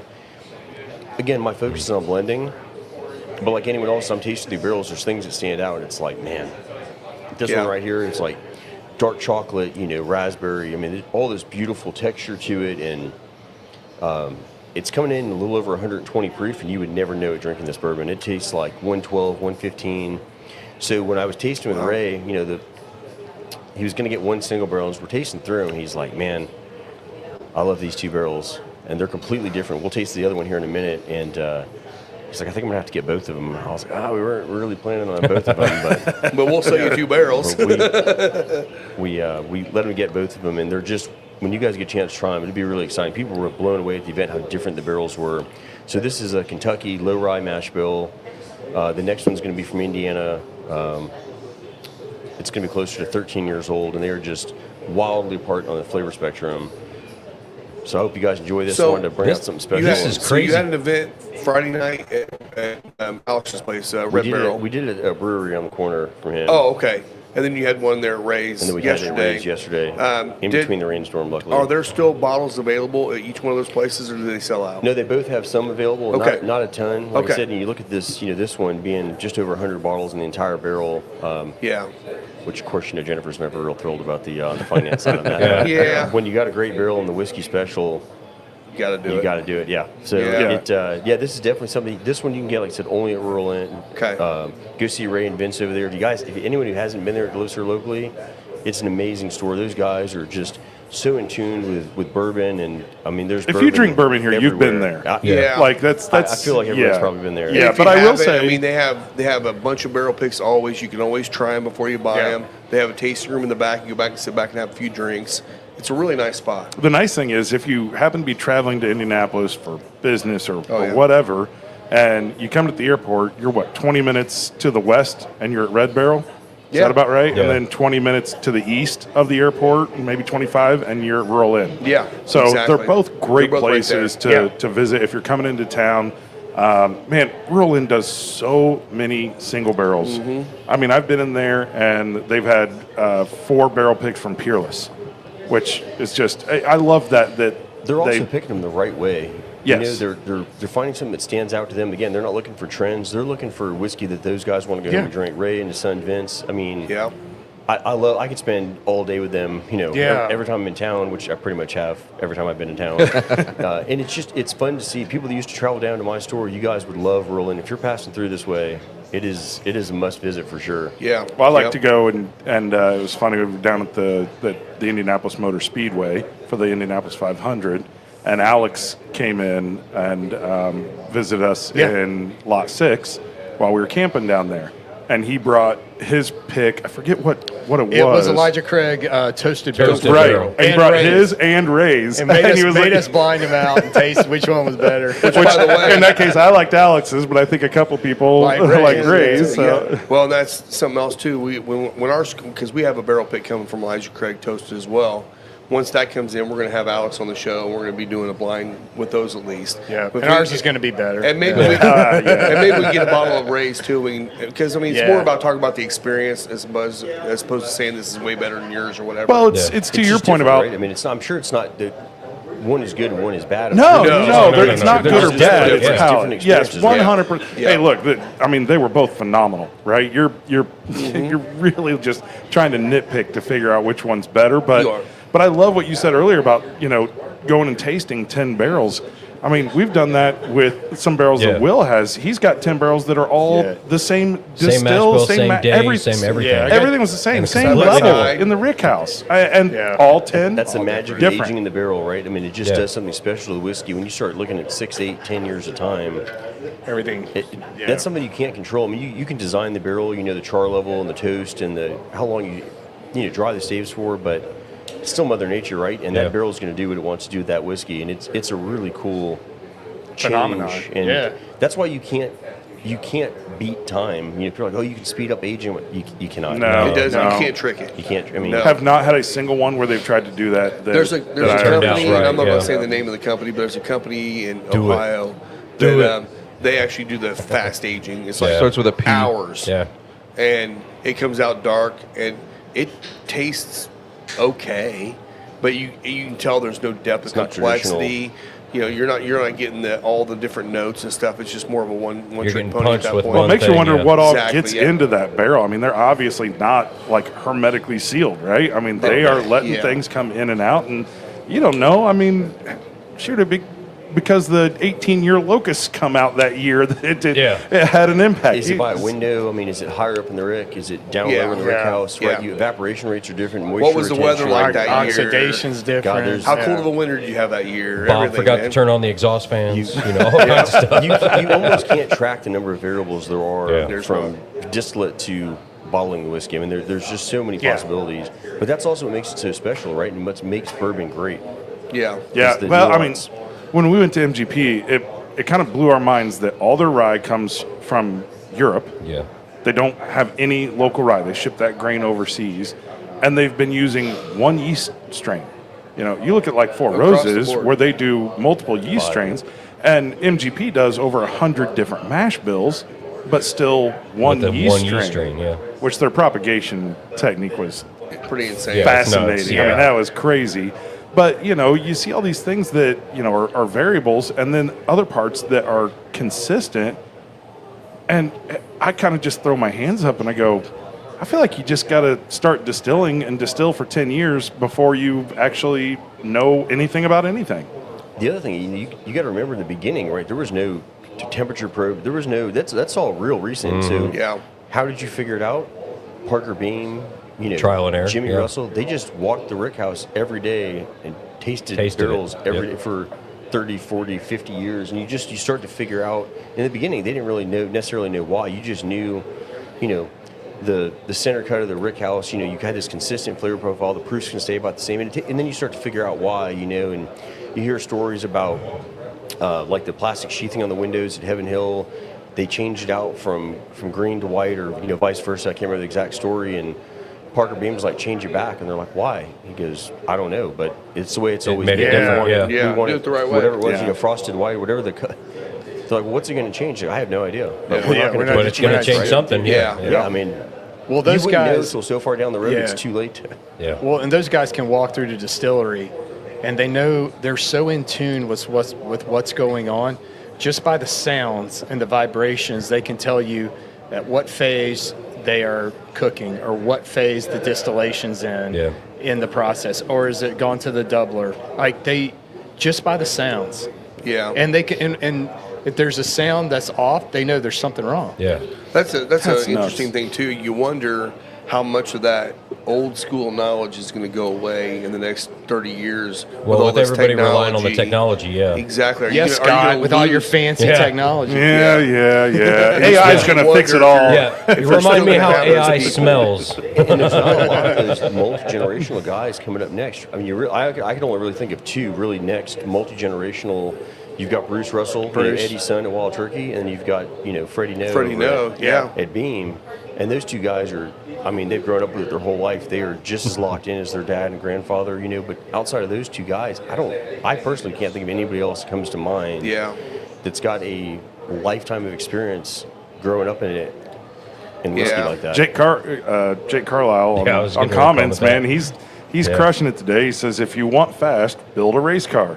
Beards, cigars, and whiskey require time and patience. Amen, brother. Absolutely. I've known Jake yeah. for about 30 years now, so Yeah. me and Jake go way back. Yeah, that's that's awesome, very well awesome. said. Man, on this pour, you hit it nail on the head with the raspberry, because I get like almost like a raspberry beignet, and then you just instantly just put a piece of dark chocolate in your mouth. That's cool. Okay, raspberry beignet. Now I'm hungry. Oh, I know, Get I'm some already of that Man. forest hungry. cake going on. Oh, Yeah. that's yeah. Man, So that- much, even like a raspberry filled donut almost there, which might be what you're The thinking. confectionery kind of Yeah. powdered sugar, a raspberry lot going on in this one, kind yeah. of deal, but then with a just instantly slam a dark chocolate. Yeah. You know, We in all your need to mouth. go to New Orleans now. Oh, yes, Oh, we God, I do love for New sure. Orleans. By the way, saying build a race car. Did you guys notice that IndyCar Changed their car setup. They put their new IR28. car out, the IR28. Yeah, it was if out you haven't seen practicing it, last weekend at Indianapolis. yeah, it had Alexander Rossi in it, running the road course at Indy. And thank you to IMS for opening up Mound 2. I did not go out there and watch. I kind of wish I had, but just didn't have time. But good-looking race car. Yeah. Where are you guys? Aren't you going? Aren't both of you August going to a race? 22nd. in Yeah, DC? we're going to the DC race. Yep, Awesome. we got Freedom 250. America. the Freedom 250. We got there was 300,000 people that put in for tickets. They're free, and Will and There's I a were lottery, both yeah. lucky to win full You were the weekend only passes. two of our whole group that actually signed up for it. I know. And you both won. That I was like, great. for sure, no way I'm going to get that. Now I regret never not win. putting in. Yeah. So That's cool. I have actually taken a work trip. So I'm taking Janelle with me, and we're going out to Utah, to Salt Lake, and then flying from there directly to DC. And Nice. going to enjoy a fun weekend watching the cars go around our nation's capital. I'm really excited about That'll that. be a good time. Yeah, So we're DC staying, like- traffic was already bad enough. Sorry, Now Yeah, that we're closed, right, yeah. DC. It's gonna be even worse. Yeah. luckily Yeah, our hotel is 2 Stay blocks home from where that we're watching the weekend. race. Yeah, we'll so just walk. We won't even We're just bother gonna walk. with an Uber. we're only we'll 8 walk blocks from the down. White House, so we can pretty much walk to everything. Yeah. So a fun fact. Well, while we you're- can. I don't know about this guy, but yeah. Yeah. You know. While you're in DC, if you We'll happen get you a to make it- Segway. There we go. I like that. Segway tour. Yeah, tell them. If you happen to make it by Jack Rose, one of the most famous whiskey bars in the country up there. I got to go last summer. I was out with the guys from 21090 and doing an event in Maryland. I was like, I got to go to. I've always wanted to go. I've got to go to Jack Rose, and we rode out there. And I'm looking through the menu, and I'm like, excuse me, this Willet. They're like, yeah. I'm like, can you get me this bottle? They're like, sure. They bring it over. Well, it's a single barrel that I picked. With Come Drew back on. in the day. It's called Real Men Wear Pink. I did for a cancer Oh, charity. that's awesome. man. that was your bottle. It They was had it there. on the menu at Jack Rose, so I thought that was pretty That's awesome. pretty to freaking see. I'm assuming you had to tell them, like, Yeah. I would picked have. this. Yeah, me and this guy Drew, you guys may have heard of him. We picked out this barrel He's together. like, great, I'll charge you $120 for your pour again. It was pretty awesome to see them and get to take a picture of that and post it with the menu, online. And That is cool. so it's been a long That's, time I've had a that's only chance to go about up there to 15 Jack blocks from Rose. the hotel. Okay, well, we So could we definitely can buy Uber an over Uber there. there. Yeah. Now, I went to Charlotte this week for work. Yeah. And had a layover in Dulles that was a little long. Had a delay for about 3.5 hours, and they had Fiolina was the restaurant I went to. Okay. It's the same chef. I think you told me maybe about Del Mar. Yeah. Yeah, as the Italian Yeah, yeah, restaurant yeah, there. yeah. Yeah. We looked into that. I'm not sure if we're going to go or not. It's nice. Del Mar is actually kind of reasonable, but he also Yeah, has a those two. Michelin star restaurant out there. And if you get the dinner with the wine pairing, it's about $500 a person. So this guy. Yikes. but it was the best. So- it was the best meatballs I've ever had in my life. So- it was insane. A friend got me out there, and the wine steward, who's a big bourbon guy, comes up and he's like, and my friend's like, hey, this guy's a master of bourbon. Like, test him. I'm like, come on, man. Come on, man. So he brings enjoy my meal. Yeah. So he brings out 3 and he blinds, and I'm like, well, I'm tasting them. I'm like, they all taste like Buffalo Trace profile to me. So I'm like, that's Buffalo Trace standard, and this is definitely George T. Stagg. And my buddy's like, no, there's no way. That's not hot enough. It's like, I'm like, this is this year's Hazmat George T. Stagg. I know it. And I'm like, this third one, I'm not sure. I'm like, it tastes weeded. I don't know what it is. I was like, Antique 107. And it was Pappy 10. And that's the one I missed. But I'm like, all right, pretty close. I'm like, do you believe me now? Yeah. Leave me alone. I mean, 2 out of 3, and you're only off by On the spot. On the spot. That's Yeah. After drinking a lot of wine. And You're I was good like, at come that. on. You're very good at that. Yeah. So real quick before we get into talk about the pairing, Yeah. I want to talk about the pairing. Yeah, So yeah. last night, Will and I, we came by here, we smoked some cigars, and had a pour, and then we were like, got back, and it's like, well, we should probably have another pour or 3, and have another cigar. So we're hanging out outside, and we get talking about, I won't say the brand, but I'm like, yeah, I didn't really love it. And Will's like, no, I really like it. He's like, no, I'm going to give you a blind tasting. This is like, I don't even know, 12:30 last night. It's pretty late. Yeah. And we've been tasting whiskey, and I'm like, look, I just didn't like it. Here's why. Not that it was bad. It just it didn't speak to me because of this. So Will's like, no way. So he goes and pours 3 whiskeys. I taste through them. I'm like, well, I like this one the best. This one's got this earthy funkiness a little bit. This one is way too much of that. And I'm like, here's my ranking. And he's like, yep, that's exactly what you said. The one you said you wouldn't You were like, you didn't spot like. on. Yeah, he called it 100%. Wow. But I do want to talk about this. I've never had this cigar before, and I'm really enjoying the richness of it. And I think with this bourbon, that red fruit and that dark chocolate is perfectly complemented by this cigar. This cigar has got this richness, and that it has those dark chocolate cocoa powder notes that really pair up well with this whiskey. And it pulled down the spice a little bit with this one. It pulled down some of the spice on the cigar and the retro ale. The second pour that we had, Ramped it. I was just about crying. Yeah. Because I don't know. Do you retrohale? Are you familiar with the retrohale I process? don't. Okay, that's okay. It's everybody smoke your cigars the way you want to smoke them.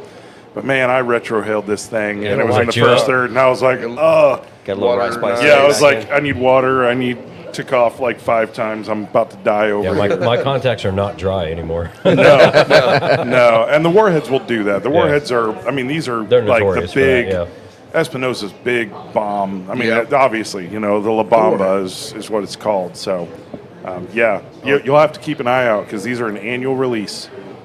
And this is obviously year 12. The year 11 was, the Ward 11 was insanely big. First time I smoked it, I couldn't. I had to sit down. I There's couldn't a walk. lot of people got the. It caught me off guard. spins. Yeah, The I nicotine smoke. I tend to spin. smoke fast, and that's one that you don't smoke fast. My friends back home watching this could tell you there's a few times we smoked cigars, and I was like, guys, are you feeling okay? Like, I'm not sure about this cigar, Only twice it's happened, but... Oh, yeah. I You know was the definitely trick. Like, I can't Yeah, get Do you know the about trick? So, Sugar? yeah, get a sugar packet, put it packet. under your Works tongue. on that. Yep. It works. Seconds. It will get rid of the spins real quick. It's just a nicotine response, and most cigars don't have, like, you're not ingesting enough nicotine to even necessarily It's notice. It's fleeting. just, Yeah. but there is definitely a few brands or a few releases out there that will sneak up on you. Espinosa has a number of them, like the Knuckle Sandwich Maduro, which is an everyday release. That's Guy Fieri's. He's part of that line. That line, yeah. And every time I get down to the last inch and a half of that cigar, It's really I gotta intense. slow Yeah. down. I gotta slow way down. The Crux Bull and Bear. I yeah. can't smoke it. I Yeah. That's can't smoke incredible. And you smoke cigars all the can't time. smoke Yeah, it. all the That time. blew my mind when you told us that because can't that's do one it. of my favorite cigars. It just it just gets me. Something about my body chemistry and that cigar. The nicotine just Man. flows through. Like That's I can't- crazy. I love Yeah. that. That's one of my first cruxes I ever. So smoked. you're probably a lot like me, where you go, you're drinking all day, you're trying things out and stuff. You probably forget to eat a lot, right? Yeah, well, I do that all the time, and it's like, oh, no wonder I'm buzzing like crazy right now. I haven't eaten yet today. Yeah, what did we eat? We ate at like 4 o'clock yesterday, and then we didn't eat again. And you wake up this morning, you're like, man, we gotta go get breakfast. I'm super hungry. How many cigars we have? How many pours? Like, wait a minute. We probably should have had some more food. But Yeah. we A few never dozen. did. We just kept Yeah. down that path. And Yeah, I'm All right, like let's get one more I bottle average out at like 1.5 to 2 cigars a day, and then we go over to the music box next door and sing karaoke, and I end up smoking 3 more. 3 or Three 4 right in a cigars. row, Right? yeah. Yeah. Love being able to go to a nice little roadhouse bar and smoke Yeah, cigars when inside. That's not we very get done with common. this pour, I do have a story I'd like for you to tell about you. You know, Rob, you've been to the Camp Aladino farm Yep. in Honduras. You've been to Camacho. Yeah, and I that's think my- it'd be cool to kind of compare the differences in. So was those Christian farm there when you business. were there, or was it after Christian was out of it?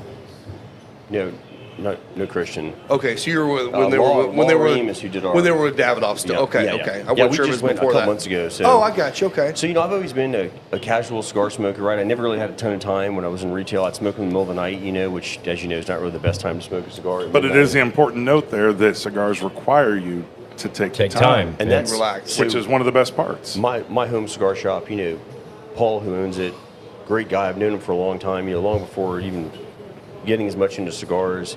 And he's like, look, man, I know you work a lot. He's like, but if you're sitting at your computer, why not sit outside and have a cigar and relax? Like, enjoy Yeah. the work a little bit more. And, I've really taken that to heart the last couple of years, and I've really spent a lot more time. Like, you guys, I post online, so I'll be sitting outside with my computer, and I'll have stuff out and, going through, purchase orders and spreadsheet side of, the other important side of business. Jennifer does most of it, but I do sometimes, and just working on things with distributors. And I'll sit there and have a cigar, and I'm like, this is great. And what I love about cigars is it gives you a chance to just sit and relax. Like, Yep. you're locked in for that hour, whether it's with your friends, by yourself, and you just get to unwind and just sit and have a great time. And so after I sold my store, I did a month training with the new owners, and then 24 hours later, we left the country and went down to Nicaragua. So That's cool. My first 2 cigar trips, we got to go back to back, a year apart. Because I wanted to go see, right? I love it's mind blowing to see any production, distillation, winemaking, and cigars no different, right? To go and watch that. And I got to go down there with Perdomo and see their process, and theirs is very knowledge forward in that camp, very intense, like taking me through every step of the process. The Camacho one's a little bit more wild, a little more like a frat house, but.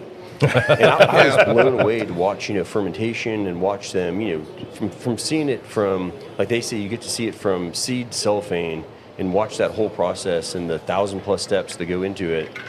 And I was blown away. Like, to think about how long it takes from the leaf growing on the plant to getting a cigar to smoke. I'm like, God, how do you figure this out in the blends and the time it takes to get from point A to point B? And after you go through the process, you see how many people are involved, how many hands steps, touch. everything that happens in that. You're like, I'm only spending $20 or $15 for the cigar. Yeah. I mean, you would expect to pay a lot more after you look at the process and see how it's done. Yeah, I thought our margins were bad. I was like, man, on the cigars, I mean, it's like a couple cents a stick. I mean, it's unbelievable. Now, granted, they're making a lot of them, but still, it's If you've never had a chance to go down and explore that, I tell people, like, it's the most amazing thing. And it is. We have a really cool group down there. There's about 30 of us in the club. We got to go about 10 at a time. So I got to go down there twice down to Nicaragua and go through the process. Then we went to Camp Camacho a couple months ago, and man, it was. Now that one we got to go more, like we got to go out around town, go out and have dinners and the incredible entertainment and just getting to hang out with 10 great guys and just, really spend 4 or 5 days smoking cigars, drinking rum, threw a little bourbon in there, but mostly a lot of rum down there. Yeah. What an experience though. So I went from, smoking cigars on occasion when I find time for it to, the first trip, they're like, how many cigars do you smoke? I'm like, I don't know, 1, 2 a day, and they shook their head. So I got up to four by the last day in the first trip, and then this last trip we got up smoking 6 or 7 a day, and it was just, it's an amazing experience. I hope we get an opportunity to go back somewhere different, and just, like I said, just a great group of guys, right? I think what I love about cigars, when you go into a cigar lounge and you get to see all the local guys, nobody cares about what you do for work. Nope. Religion, politics, nothing matters, right? No, that matters. All you care about is lighting the cigar, sharing the stories, sharing a pour, and I mean, what an amazing camaraderie. There's nothing like it, like in a cigar lounge. Well, and you can talk about all that stuff, like if you're comfortable about it, nobody's gonna be upset. Nobody. Everybody's laid back and relaxed, and you can chat and have open conversations. I love traveling for work, and I know you do this very often, is going just to whatever lounge or is around. And, I try to make sure that I sit with somebody. Like, I go up and you be polite and respectful because you don't know if they're having a business meeting or something, but hey, is it okay if I join you? Well, we know how much of an introvert you are. Right. Or not at all. You're very, very shy, very laid back. But yeah, I just go, is it okay? And they're like, someone says, well, we're kind of having a meeting. Okay, no problem. No big deal. I'll go sit somewhere else. I'm not offended. I'm not hurt. It's just, I know you got your thing going on. But most of the time, if you notice it's a couple guys, especially if they seem to be regulars, yeah, sure, sit down. And man, you can just learn so much. You can enjoy conversations. It's just a great way to get out there and experience different parts of the country. Yeah, I mean, Mikey just drives circles around Newark till he finds a cigar lounge. You're right. Yeah, I do. I just love paying tolls. So yeah. I got to actually look up. I think it was maybe like Cigar Social that I was at. I mean, we travel a lot. 9 out of 10 cigar lounges you go into are very inviting, relaxing, fun time, good to meet new people, see what they've got in their humidor, try something different. Yeah. I mean, we've got our base shop here. This is our base, but we have smoked, between all of us, have smoked every cigar in there at least once. Yeah. But to go in and try a different brand, try a different one, it's fun. And I love traveling just like that and going new places, but I hate when you go into a humidor and they're like, what do you normally smoke? I hate that question. Yeah. Because I don't want to tell you what I smoke. I want you to tell me what's good in your humidor. Yeah. True. Well, and then let me make my decision. Yeah. I think part of that too is trying to find a baseline to make sure, because from my standpoint, like in retail or wine, I don't ever want to recommend something way out of your wheelhouse, right? So just give me like a base style. There's nothing more than I love going to my home shop too, and Paul's like, you just need to smoke this, right? Or the guys come in from the brands like, hey, you've never had this. I know you like this and this. this might be out of your wheelhouse, but I think you're going to like it because of this, right? Yeah. I think it's better to say maybe what you don't like. Like it's completely fine to go and if they ask you that question, say, I'll give you a range. I don't like sweet infused. Like that's I understand people love them. Great, I'm happy for you, but I don't want a infused sweet. I don't want a fat bottom Betty. Yeah. Like so. I always ask about I'll lounges, smoke like a anything. lounge special. Yeah, absolutely. If we Own got a lounge blends. special stuff. Yeah, the place I went, wanted to shout them out. The Cigar Social in Davenport. Great shop. They can't do drinks in there, but it is a BYOB, so you can take a bottle in with you and have yourself a pour. And there's a Hy-Vee wine and spirits. Hy-Vee grocery stores are big out there in Iowa. And right down the road, go get yourself a good bottle. They've got some barrel picks that they do. Take it in and go to Cigar Social. Yep. It's the same thing. If you guys come down to the Gulf Coast, come by my local shop. It's called The Cigar Shop. Paul, who owns it's one of the best people I've ever met. I've known Paul for a long time, and his guys, Rick and Rob, that work there. It's great. It's laid back. You'll always run into some of my buddies down there hanging out, and it's just just even not going on the private side, sitting on just the shop side, and hang out. You could play dominoes with the guys. You could just sit. You could watch golf, whatever's going on. You could just sit, relax. You could sit by yourself. There's a couple little private rooms, and just enjoy it, right? And like you said, if you want to just sit and unwind, if you want to sit and find some new camaraderie, I mean, there's no better place than a cigar shop. Absolutely, I agree. It's better than just going to a bar. There's some great bars that have that kind of culture around them, but you never really know what you're going to get. I feel like cigar lounges. It's a guarantee. It is. It's a guarantee. You're going to every find somebody single to talk time. to, and even if there's nobody else in there, and you're just talking to whoever's working that day or the owner Still could be a happens to great be in there. experience, Yeah, you're going to learn stuff. You're going to get a chance to just relax and unwind. And, Well, and shout out to his name is Stacy. He's been coming into town for Gen Con last 3 years. He brings his family in, and he goes cigar lounges.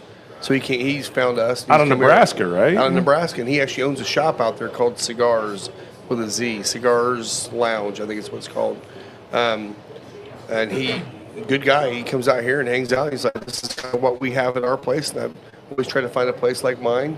And he comes out here and hangs out. So, I mean, I do the same thing. Every time I go anywhere I go, I'm always trying to find a local cigar lounge to be my hub while I'm in town. DC, 3 blocks from the hotel, cigar lounge. There you go. Sweet. Yes, There you go. we'll definitely go Did we visit talk that. about? We didn't talk about. We haven't talked about this at all. Whiskey. Yeah, this is I've been really holding my good. breath on this one. One more thing I want to mention too about I think the cigars. I think people get intimidated, no different than wine or whiskey, and it's like, look, what are you in the mood for, right? Do you want something light? Do you want something more full bodied, right? Do you want something that you're just going to kind of sit and smoke like the 100 proof, right? It's laid back, it's easy going. You can just sit and enjoy it. Or do you want something you can really focus in on the flavors, right? Where it's multi-layered, it's dark, and it's rich. And I think all those things are important to sit and talk to the guy at the cigar shop, whether it's the owner or the person behind the counter, and like, what's your experience? What are you in the mood for? Yeah. Well, and don't forget to ask about questions you have. Yeah. You put on the Cigar 101 a couple times a year, Yeah. and it's always amazing. People come in and they're hesitant to ask questions about how to cut a cigar, how should you properly light, how do you put it out, lounge etiquette. That's where I was going to go with that too. Is like, if you're new to this, go to your lounge and ask questions, because if it's one of those places where you go in there and ask questions and they're like, they snub their nose at you, maybe that's not your place. It might not be. Most cigar lounges should be very welcoming and want to help you educate you on how to. I mean, nothing's worse than not knowing how to cut and light a cigar. Well, because your cigar is going to be worthless at that The point. last 101, I felt so bad. There was a lady that she had been smoking cigars for probably a few months, and we talked about the band. Yeah. Take the band off and keep smoking. Just because you come to the band doesn't mean you stop smoking. And she's like, oh, I thought that was what it was there for, was to tell you where to stop. It was a great transition from the band up. Exactly. And so it was one of Yeah. those things where it was like, oh, man, I feel bad for you because you've been smoking for 3 months and you've missed some of the best final parts third, of the cigar. So don't hesitate. Ask questions. I also think it's important too, what kind of cut? Certain cigars are better than a V cut or a punch or a straight cut. I like to ask that to them, hey, and they're like, oh yeah, well this cigar, I like it with this cut. This is why, because the draw is going to give you this flavor profile. And that's fun too. If you smoke the same cigar and you cut them different on different times you smoke them, absolutely, it's amazing to see how it hits your palate differently, right? Well, I mean, I saw a guy doing a punch, and I was like, "You smoke really slow, don't you?" He's like, this will be a 2.5 hour experience Yeah. for me. Jesus. And I'm It's like, about the well, only way you must- can must punch. be nice. that's about it. Is. I know. I'm like, boy, I'd save a lot of money if I I'd save a actually lot of could money if I smoke did. slow enough. But Yep. I can't do a punch because it'll pull tar every time. Yeah. But if you are a very, very slow smoker, It's you're fine. taking a few puffs every few minutes. You can do a punch all day Oh, yeah. long. And again, there's certain occasions where you want to just sit and slowly smoke the cigar, Mm-hmm. right? Maybe you have 2 hours worth of work or something. You want to just sit and have that one cigar and just draw it out. Or like you said, do you want to have something more intense where you're getting more smoke coming in your palate? And I think sometimes those are things that people are nervous to talk about. Yeah. When they're getting into cigars. And again, just like with Scott, the sommelier, Paul, same thing. He's like, look, here's why. This is why you want to do this early on, and it makes the journey so much more fun if you can understand why, not just Yeah. well, just Yeah. do this. But Yeah. Yeah. I want to know why. Like, why would you recommend that over this? Right. Agreed. Okay, I hate to Whiskey, use this. go. I hate to use this Do it. as a descriptor, Do it. but Smooth. no. No, I knew it wasn't that one. I know where you're this going. this is not oaky, but it has a really nice kind of wood Say it. oak, like on the nose that is just Sweet. it's great. Yeah. It's just so Oh, pleasant. there's a word I'm waiting for you to say, and you're just not saying No, it. I'm not gonna. I'm not gonna. You go ahead. You go ahead. It's like brown sugar oatmeal. Don't even start with the oatmeal. Yeah. Man, I say oatmeal one time, and I'm never gonna live it labeled down. for life. Yeah, That's how they that's- introduce you to me. They're like, this is oatmeal. right. Exactly. I'm getting a nice little like a dark toffee in this one too, Yeah. which is really nice. I Good- get good finish. Totally, I hate to say the word because No, you don't. but I get marzipan. Yeah, there it is. There you go. And I It's a get good some call. and I get some like pipe tobacco on it too. Like, Nice. Approachable. Yeah. Thanks, But Mark. also, I think at this point in the cigar, getting on the final third where it's dark and rich, Yeah. it's a little harder to pull out right now, but there's also this nice candied citrus note in this. Yeah. Yeah. So this, you talk about like the balanced wood in here. This is 12 years, 7 months old, right? So you're pushing Jeez. over 12 and a half, pushing Wow. 13 years. Yeah. But it's bright and it's vibrant. It's not overly Yeah. oaked. And that's why you can. Now It's you can definitely not understand- over oaked. I don't want people No. to take it the wrong way. It's so polished, It's- though. It and is. And you're spot on. Yesterday, tasting it without smoking a cigar, Totally different. definitely citrus, candied orange, zesty. Now though, with this cigar, it's a totally different. I almost taste get profile like a on candied it. praline with Yeah. a little bit of Yeah. the citrus zest at the especially on the nose, but on the finish, And I still get some. and it's candy almost like a crumb coffee cake. Mark Pruitt used the word in the comments, by the way. Approachable. Approachable. Oh, Thanks, Mark. Thanks, Mark, for saying that. We don't use the word smooth if we can avoid it. Approachable. We use approachable. And for me now, the citrus is more like if you've had one of those chocolate oranges. Chocolate when you oranges whack for them Christmas, right in the yeah. mouth, That's Oh, what this is. yeah. That creamy chocolate with those tones of that candied orange in there. If you have it by itself, it's more citrus forward. It is. So this is, again, starting to push closer to 13 years. It's 110 proof. And it's just so elegant and it just, man, it's another great barrel. That's why when Ray was tasting through them, he's like, look, this is an impossible decision. I'm like, well, that's my goal. And every time you Yeah. taste barrels of ours, I'm curating it based on things that are all going to be single barrel. They're all something special. And every time I do a single barrel selection, people are like, I have no idea. This is impossible. I'm like, that's the goal. It's Yeah. supposed to be very difficult because that's how, when I was looking for barrels, I wanted to find that sweet spot of barrels that spoke to me. And I only want to offer those people. I don't want to have anything you're like, yeah, this one's automatically out because it's lacking whatever. When we do our barrel selection people, they are very curated by me to find something really special, a whole lineup of things. And Ray's like, I got to have both. And he was like, look, I really want to offer an opportunity to share this, though, with Alex. Will you go taste him on it and see what he thinks? And so Alex over at Red Barrel, and he tasted it, and he's like, man, this barrel's great.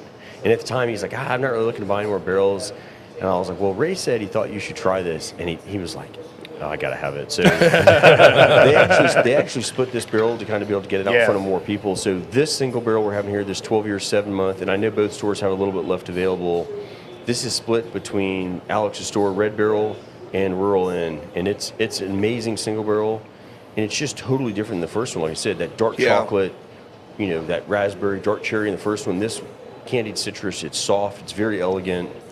But still completely stands up complex. to Yeah. a big, bold, aggressive Even the cigar. back end of the cigar, and again, I think that's finding that sweet spot of age and vibrancy and just having all those things in check where it still holds up, to something like this. Now, since you've had this without smoking this cigar, is the oak note slightly more prominent because of the cigar, or are you finding it to be still consistent? I think it's got more weight, on the back Yeah. end. It kind of complements the cigar now than Yep. having it by itself. Yeah. Not even to say oak. I just think more of that creaminess and like that structure really comes through with this cigar. Instead of, you could run the risk of something a little bit lower in proof like this falling flat, and this does not at all. I mean, It drinks more rich and round with the cigar. Yeah. Without It it, does. it's more vibrant, bright.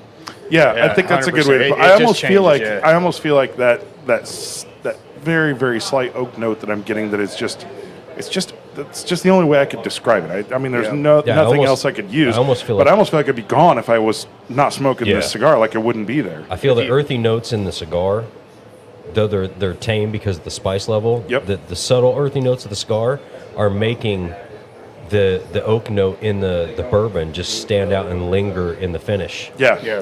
And not make it 100%. overpowering, but just make it prominent enough that it just stands out and just stays in the finish the whole time. Yeah, there's nothing tannic about it. No, There's nothing no, that no, you no, would no. like when people sometimes say oaky. It's almost like that what they mean is more tannic, Yeah. and Stringent a little bit. And Exactly. It's none of that. There's none of that in this. I think with this one, the age only shows in mouthfeel and weight on the back end. It doesn't show as like that, like you said, that oaky Yeah. can be kind of tannic, real wood spice laden. It's none of that. And I think that vibrancy and that candied citrus just really carries through that richness. And the cigar is just pulling out more of those rich Yeah. underlying Yeah. tones. Yeah. It's the opposite when you have it the other way. Like Will said, you get that candied citrus up front, and then you get those softer tones of that kind of toffee, marzipan, Yeah. like that kind of that. And now it's backwards. It's the opposite. You're focusing more on those flavors naturally because it just pairs up with So the I cigar. know It's exactly what cool. it is. Oh, the retro now is I've got great. now I've got exactly the memory that it's bringing up. My dad has been a home builder. He was a home builder his entire life. I mean, he started at, I don't know, 7 years old working with my great grandfather, his grandfather. And I remember as a kid when he'd come home, you give your dad a big hug, and he smells like cut wood. Sawdust. Yep. Yeah, sawdust, that he's been working wood all day. He's been framing houses. And that's exactly like the level It has like a of kind of woody It's sweet oak. wood. I don't want to say Exactly. cedar, but it almost has that sweet quality of like It's- sawdust and powder. Exactly. That's actually a great call out on what this flavor is. That sweet smell you get when you're cutting wood for a project, and you get that sweet wood smell. Yep. Yeah. That's 'cause it. you got the blade burning it a little bit, right? So it's Yeah. almost like caramelizing the wood. Yep. And you're getting that's a great. I got to go find It's this heating bottle. up the This wood is sugar- that's how sugars, much yep. I'm enjoying this. That's a very, very happy memory for me, and Oh, yeah. that's a great one to. And then again, put that on my brings you back shelf. to the experience, right? Of it doesn't necessarily have to be the taste. It's just that memory. Yeah. And that's what this is all about right here is the memories and Yeah. Well, we'll go to the last bottle in the second little session we do here in a second. But a couple things I want to spotlight real quick. If you've been watching Indiana Bourbon's website or into Watch Legacy Fund, thank you. cigar Thank delivery. you, babe. Yeah, I'm gonna need There was another. another officer that fell this week. His name he's a town marshal from Lynn, Indiana, Brad Fisher. Yeah. He was killed in line of duty on July 29th. So Dirk is doing another Raffle. fundraising raffle. He's got some insane bottles like he always has on that. So go out to IntoWatchLegacyFund.com. That is and you not, sign up for even it. though it's supporting Indiana fallen officers. I know that we've got, because Jonathan's on here, we've got a lot of out-of-state Yeah, listeners yeah. today. You can go to IntoWatchLegacyFund.com. Yes. And you can buy, I think it's $10, $10 a ticket. ticket. He's got the raffle on there. And just so you know what this is, Yeah. 100% of the proceeds Yeah. go to fallen families. officers' families. There's no strings attached. They just No stipulations. they just put money in your whatever. pocket. If you gotta just get out of town and go on vacation, do that. Anything. It's Yeah, just bills to pay, supporting whatever those it is, it's for those you. families that have Yeah. gone through a terrible situation and a terrible loss for their family. Yeah. Yeah. So unfortunately, we had another one this week, but and we so that is actually until August, I think 7th is when he's actually going to do the drawing for that. He does have this year's George T. Stagg in that. He does have Yes. this Yeah, the year's hazmat, George T. The hazmat. We will be a pickup point with Lynn being out east. We'll probably have a lot of the pickups out here. So if you if you win a bottle and you want to pick it up here, you can just make sure you click on the link that you're going to be picking up a final third, and you'll be covered that way too. So Yeah. I'd love to leave a bottle behind for you guys too to donate to that cause. Okay. Yeah. So Yeah, love that'd to be leave great. something behind you I'll guys make sure to Dirk gets it. Yeah, get that'd out be there as great. part of Yeah. that and help support that. And then some of the events coming up, August 7th, we have, which is this Friday, I guess, isn't it? Yeah. Yeah. Johnny Cash, tribute again. He's going to be coming out here for that. August 14th, the following Friday, we'll be out at Dan Patch. So Dan Patch is the big race out Time to at Mike to Hoosier win some Park. money. So Shit. we'll be out there I selling need it. cigars. If you guys want to come out there, we'll be selling cigars all night for that. And then back to Nicola Monte on September 4th. McAuliffe Orange event is September 24th. So that will be a release. We're actually going to be getting some McAuliffe Oranges coming next week that we're going to smoke on the show. Heck yeah. Can't for wait to us try on the that. show. So I got enough for the show. We'll be talking about it beforehand. If you haven't had any of the McAuliffe colored They're line, great. they're All of them are they're great. all fantastic and a great price on a good cigar. And you brought, and then also September the 19th is Way Out Beer Fest. We're going to have a booth out there for that as well, down in Lapel for Pax Verum. And then I am going to be doing the Fall Cigar 101, November 5th and November 12th. So those are all coming up. I'm still working on some events with Espinosa. We're going to do the Hector event here, hopefully this fall. Hopefully some other ones coming up here too. So Cool. Heck it's yeah. all coming. Great. Good stuff. So Time are we of year. gonna extend the time a little bit to have this next bottle, or We either extend it Do or we it. do. Yeah, I say do- we extend. We don't Let's have any just extend it. announcements We for. will. Do it. Yeah. Yeah. I do have some I want to talk to the members, but I'll do that in an email here this week probably. So There you go. All right, cool. Cool. All right, you want to go to the big boy? Carry on. I need another great. cigar. All right. So we got a few more things here. We're not going to taste through everything up on the Give me table. some. We've got some of our cask finishes. They've got Oloroso Sherry, the Keenan American Oak, and then the last bottle to the orange label. That's our Kelvin Toasted Bourbon. So that's batch 5 that just came out. That is Yeah. an amazing pairing with cigars. It's an 8 to 10 year small batch bourbon that's finished in Kelvin Cooperage barrels for 9 weeks. Okay. I'm sorry, I'm going to break in. I got to break in here real quick because Mike's trying to get a West Tampa red, and what he uses to say red is he points at Alan and goes like this. Red. Because whenever Alan drinks high proof whiskey, his Yeah, face his gets face really, turns really flush. red. So Red. now he knew to Wow. go get him a It West wasn't a Tampa racial red. thing, I swear. I was just waiting for you guys to The whiskey thing. The second you did this, I started laughing. That's he turns red. That was it. That Sorry, was, carry on. Sorry, didn't mean to interrupt you, but No, that was no. too funny. I can see the organized chaos going on here. Oh yeah, I think I took his chair for the show today. So, that's all right. He'll be all right. He'll but be yeah, so fine. Kelvin Toasted Bourbon, that's batch 5, just hit Indiana. Yeah. Not too long ago. There's still a little bit left out there. I know Alex was sold out, but Ray has a little bit left. If you like toasted bourbon, ours is very well integrated, very well balanced, and the creaminess goes really well with cigars.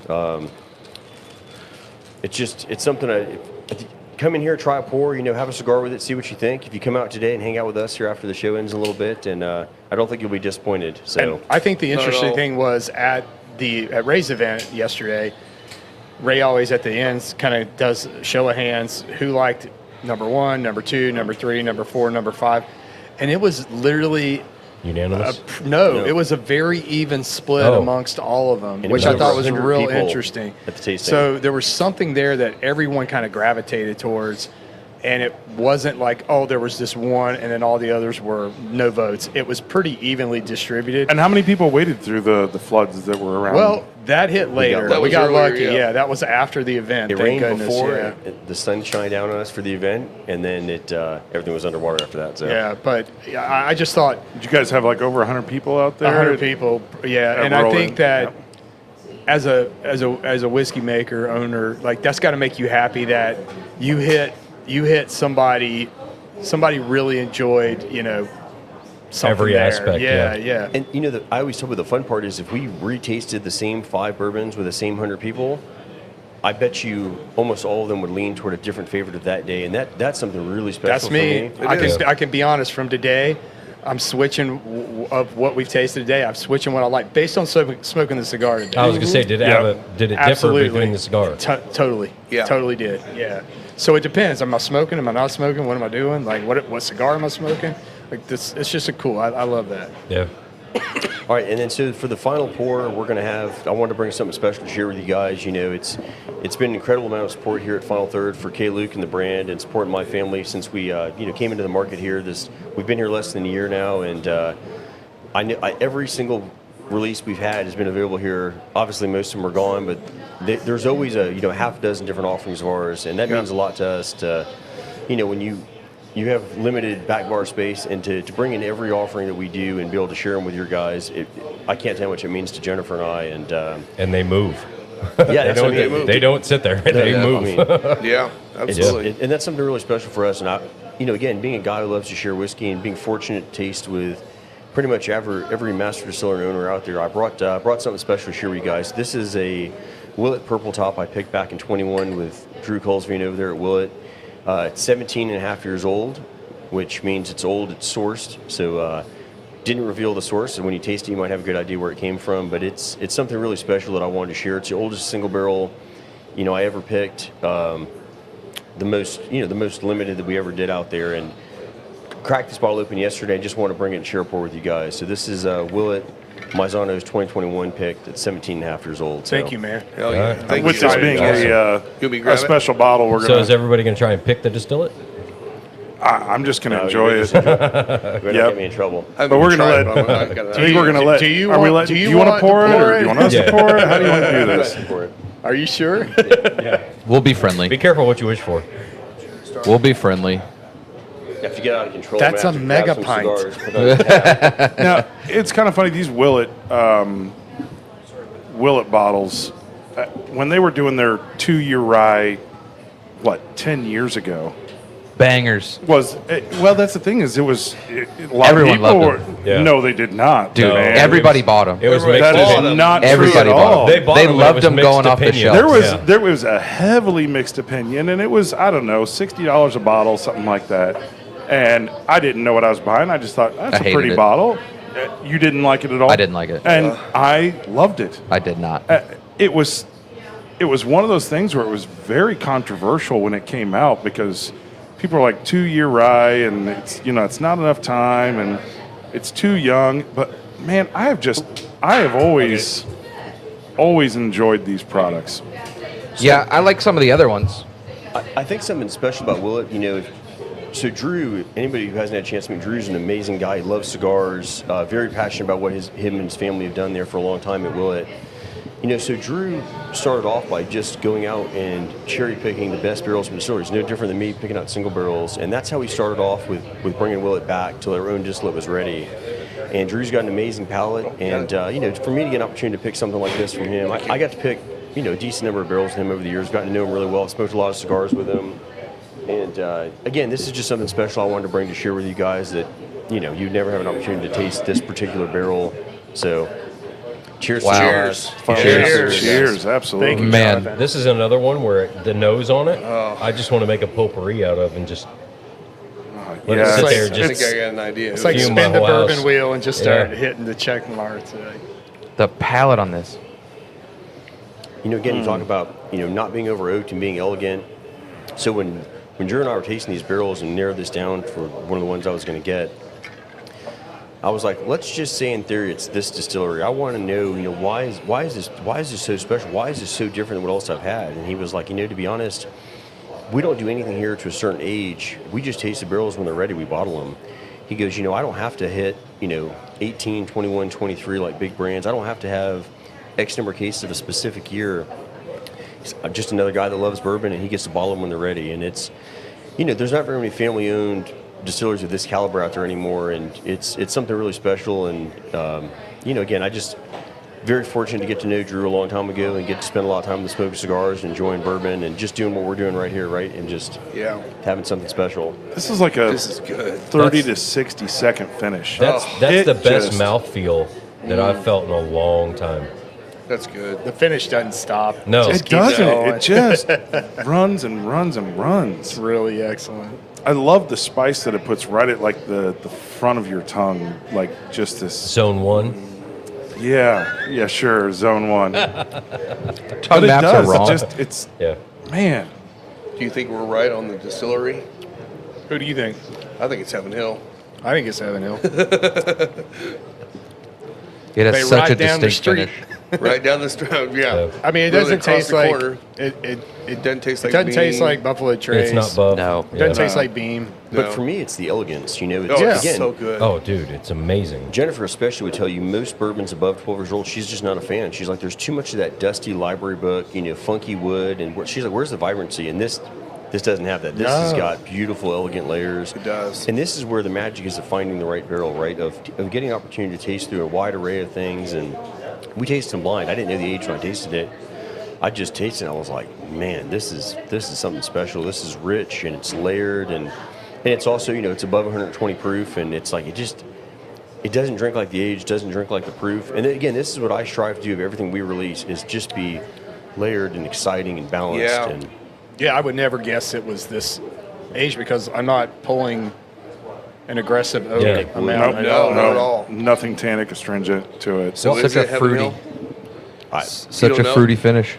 I told Drew I'd help him drill the barrels. He's like, stay over there. I'll drill them. I'm like, I don't mind Oh. helping. So they No, would, he they didn't- would he didn't disclose notice it. it. Okay, gotcha. Because, again, he's the same thing for him. He's like, it doesn't matter where. It doesn't matter where it they comes. came from. He's like, is the Well, whiskey great? And that's I'm all like, that matters, It's great, yeah. you know. And Yeah, it's, and I don't know where it's from. I'm No. guessing, but all I know is it tastes amazing. Yeah. So, And again, I think that's part of, you know, at some point it doesn't matter. It'd be like if you only wanted to smoke a cigar, you're like, well, it has to have this much Lajero in there, right? It's like, the whole reason why the blenders of cigars are blending these right different binder, filler, wrapper is to create this layered experience, right? Yeah. It's going to smoke different from the first third to the final third, right? All the things, they are just like whiskey blenders. You're looking for this, are. and it is. I was blown away when I went down to both Nicaragua and Honduras, and very fortunate that, you know, Paul invited me on 3 of these trips now. It's like, man, this process is unbelievable. I'm like, how do you guys, when you're going to do the next limited release, the amount of years it takes from growing to the point where you can even work with it to make a cigar. And I'm like, and then you have to make a bunch of them because you've got to smoke it a bunch of times and continues to work on that blend. I'm like, I don't know how you guys do it. Yeah. well, we were having a conversation last night. I was telling you about your experience with Hector. Yeah. With the Murcielago. Yeah. Oh, man. And just the difference in the binder, right? Switch the binder out. That was it. Just Yeah. one leaf, just the binder. And it made a phenomenal difference. Yeah, Yeah. yeah. And actually, I wish they would release that as some sort of Yeah. Murcielago alternate. Call it something else. You know, Murcielago The Aventador. different, whatever. You know, it's just, it was. Sorry, that was a car reference. Oh, Nobody there you got go. it. But the Murcielago is such an aggressive cigar. Yeah. And it just toned it down like just enough. I thought, man, So about a decade ago, you know, again, I enjoyed cigars, but it wasn't something like, oh, I'm going to go light a cigar tonight, you know, every day. And I got to go to a component tasting in my home shop at the cigar shop with Michael Herzog. And just, he had us smoke the separate components. And, you know, you're like, well, this is way too light. And it's like, well, that's Secco. It's meant to be light. You know, it's not as much sunshine. It's a very mild leaf.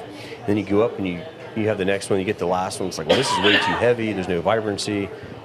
He's like, exactly. That's the point. Now he's like, now smoke 1 and 2, now 2 and 3, now 1 and 3. Now put them together. Yeah. And then you put them all together, and then you smoke the final cigar. And he's like, this is it right here. It's about finding that balance of flavor and those layers. And I was like, this is unbelievable. yeah. It's Yeah. amazing process. And that really like took me to another part of the journey with cigars, you know, and then to go see it, like to be down there in those countries and watch it, I was like, this is unbelievable. Well, that almost bodes to this. Is I want to classify this as buttery, but not flavor-wise, just the complexity of texture. mouthfeel and Yeah. texture and everything that just how everything molds together, and it just It's- goes down, and the finish just lasts forever. there is a sophisticated Yeah. elegance to this whiskey that Yeah.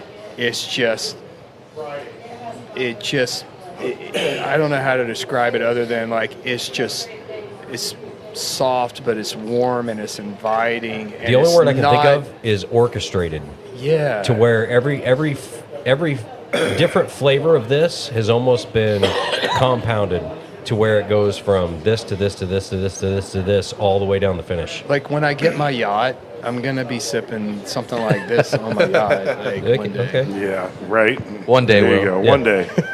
Yeah. Yeah. A nice Oro Blanco I just- and some, Yeah. It's just amazing to me that the spice. No, it's really It's like 2 minutes Yeah. before I stop getting that spice that is just making my Well, saliva I just don't keep want to drink it coming. again because I'm still enjoying the finish that was already there. Yeah, yeah. I mean, you can have a tiny, Like I you know, want to go half back. ounce. I want to go back and have another sip, but I'm still enjoying the finish that was already there. I don't know that I've had one. Maybe I was fortunate enough to have a taste of Booker's Rye when they, and that's the only Yeah. one. They only released it one time, and this is probably about the.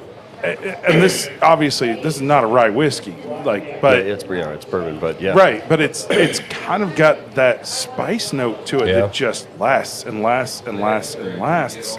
And I'm builds. going, yeah, it does. It builds up to 30 Well, seconds and that then may starts. be the cigar too, but still. I think it's probably yeah, a combo of the compounding, two, yeah. but yeah, man, that is. You know, it's funny you mentioned Booker's Rye. So when that product came out, you know, I told people like, "Hey, we've got Booker's Rye," and they're like, "How much money?" You know, it was $3.50 on the shelf when it came out, and that was unheard of, you know, for Yeah. rye in late Yeah. 2016, early 2017, and. A friend of mine tried it over in New Orleans. He does a lot of reviews, a lot of Scotch. You know, he loves bourbon. He tried it and he called me. And he's like, "Dude, this is the best rye I've ever had." And I was looking to get something special when Lucas was going to be born in 2017. Like, all right, I'm going to get a Booker's Rye. And this is before Fred rated as the best rye he'd ever had. And then of course, you know, it's Everybody, yeah. astronomical prices. And that's something I drink, you know, on occasion on his birthday and things, you know. And Very I still nice. have the cigar wrapper. I sat and smoked with it, you know, and. Again, it's just those. It's like, man, it doesn't drink like a regular rye. It's candied and it's elegant and it's big. Don't get me wrong, it's big. It's a big old whiskey, but that's it. That's something I'll always remember. You know, getting that bottle, you know, and this guy calling me, you know, Bobby reaching out to me and telling me about it and open that up after Lucas was born and now getting to drink that bottle on occasions and you know eventually have the last pour to that bottle with Lucas when he gets old enough. We've got a few years to go still. 14. But I mean, 17. 21. Yeah, I'm he's sorry, got Of course, he's getting ready to turn 9 here at the end of the month, so we got a little bit to go. But a little bit. you know, Got to let his palate develop, you know. Yeah. I just can't get over this elegance of this mid palate elegance Yeah. that then, and again, this don't take this the wrong way. Like, it's not. It reminds me of the elegance of a really fine Japanese whiskey. Yeah. On the mid palate, but then you get this wave of finish and some spice and the bourbon notes kind of really blast through. But it's like really the transition from front to back is like amazing. Yeah. I love that you said that because it's you could almost go through like French, Japanese, American. For sure. Like as it As it first finishes, yeah, yeah. as it first hits, you're like, oh, all these complex flavors, and then you're like, oh, this nice, sweet, like, you know, to your point, the Japanese notes come through, and then it's soft and then elegant, 10 and seconds it later, goes you're like, through. wow, I just got my And then it takes off. yeah, like- it just absolutely ramps. That's a really incredible You know what it bottle. reminds me of my last couple sips here in the glass. If you get a chance to go down to Perdomo, and at the end of the tour, you have Cat's coffee at the end, Cora's coffee at the end, and it's just rich coffee, and it's got like this layered, creamy sweetness to it. Like that's what I get on the finish of this. It's Yeah. that dark, you know, coffee, but then it's got this underlying notes of sweet, creamy tones to it, and just like you said, you just want to go back in for more. Yeah, yeah. Very good. Thank you for sharing. Yeah, Oh, thank yeah, you thank so you so much. much. I really appreciate it. It's got a nice fruity element at the end there too. You're right; it Yeah. hangs around forever. It does. This Such is a so long good. finish. Well, like I said, I really appreciate you guys. I appreciate all the love and you guys recommending K-Luke people and turning them on to it, and you guys, you know, just personally enjoying it at home and here with your cigars. And you know, as a small brand, I take a lot of pride in every relationship, every account, whether it's off or on premise. You know, everyone in the country that enjoys what we do. You know, people always ask, like, you know, we see stuff on Instagram, like, yeah, that's just me in my backyard, hanging out with my friends, enjoying cigars, enjoying pours of whiskey, cooking on my green egg. It's just, you know, we're no big brand. We don't have any fancy, like, other people. I do all the stuff myself, you know, and it's just really me kind of sharing my everyday experience of enjoying whiskey and life and Yeah. all the things, right? So, Well, Jonathan, Absolutely, yeah. we really appreciate you Yeah, joining us absolutely. today. Obviously, if you're in Central Indiana, Rural Inn, Red Barrel. Thank you. Evansville. It's in Evansville. It's in the region. Yeah, I think you can we've find we've got K-Luke in statewide everywhere, yeah. most big stores around here. Yeah, yeah. They're going to have K-Luke product, and man, I mean, we've been talking about your stuff since the very day it came through the door. Yeah. And if you can't find it, DM me, and I'll tell you where based on where you're at, where's the closest place you can get it. Yeah. And I always encourage people, if you pick up a bottle and you want to share your thoughts, reach out. If you follow us on Instagram at K-Luke Whiskey Company, on Facebook, my personal page, like any of those, I'm the one that's responding to. Like there's no other person. So if you don't get a quick response, it means I looked at it and then I can't figure out where I saw it at in one of the 6,000 different things I've got going on. But reach out again. I love to hear people's perspective. I love when groups of guys get together, whether they're having cigars or just drinking whiskey, and they run blind tastings and they put it up against their favorite brands, right? Whether it's something super limited and everyday shelf pour, and then they reach out and they're like, hey, I just want to let you know, we had a group of 20, 25 guys, and 85% picked K-Luke as their number one over these allocated bottles that they thought were their favorites, and they had to sleep outside in the parking lot and all these crazy things, paid crazy money, and they're like, they enjoyed it more than all the other stuff we had in this blind tasting. So well, we've talked about let me know this. what you think. We've talked about this so much. If you're sleeping on everything else that's out there because you've just gotten into bourbon and you're at that, you went from, I kind of feel like this is kind of a standard thing. Oh, I think I like bourbon. Oh, Woodford Double Oak is incredible. Oh, I just had Blanton's and Eagle Rare for the first time, right? These are kind of the beginning steps of most people that get into bourbon. It's time to move into some of these special bottles, some of these things that you don't. I mean, it's a process. It's a process. So Drink them too. Yeah. If you buy a nice bottle, like crack it up with your friends, you just never know when tomorrow doesn't come, right? When you don't get the opportunity to share one with somebody or share a special cigar, you just gotta enjoy them. I mean, Yep. I agree. I've come to realize that a lot in the last couple of years. My dad passed away a year and a half ago, and my best friend not too long after that. And it's like, man, you just got to enjoy the stuff. You just Yep. That's keep what saying it's there we'll put it for. off till another day, and that day may never come. So Right. Hey, look, if you're into bourbon and you're trying to get your friends into bourbon, be the guy that goes out and buys these different bottles and does these blinds. Like, put your group together. You're going to be shocked. Expand your horizons. It's not any kind of knock against, the Russells and the great stuff that Sazerac puts out. It's just, there's a lot to experience out there. Definitely, if you've, there's been misconceptions about sourcing or NDPs. You guys are just doing great stuff. Well, Really, really great stuff. Those days are behind us now. I think they mostly are. We still get some new people that just don't know. And so it's all about educating them and helping them understand, there's the next level. I think find brands that speak to you, whether it's cigars, whether it's whiskey, whether it's wine, and then explore the offerings, right? Like see what chances are if you really like somebody. Again, there could be outliers, wild, way out there things, but like with our stuff, that if you enjoy our barrel strength, I think you'd be equally excited to have a 100 proof, right? Make a cocktail, have it neat, have a cask finish on occasion, sit and just enjoy. It's no different than cigars. I think there's so much out there, and it's easy to get caught up on, I'm going to smoke this cigar all the time. And it's like, but have you tried other limited releases? Have you got limited offerings? And then if you like that, well, in that family of brands, there's also this other brand that does a lot of the same styles.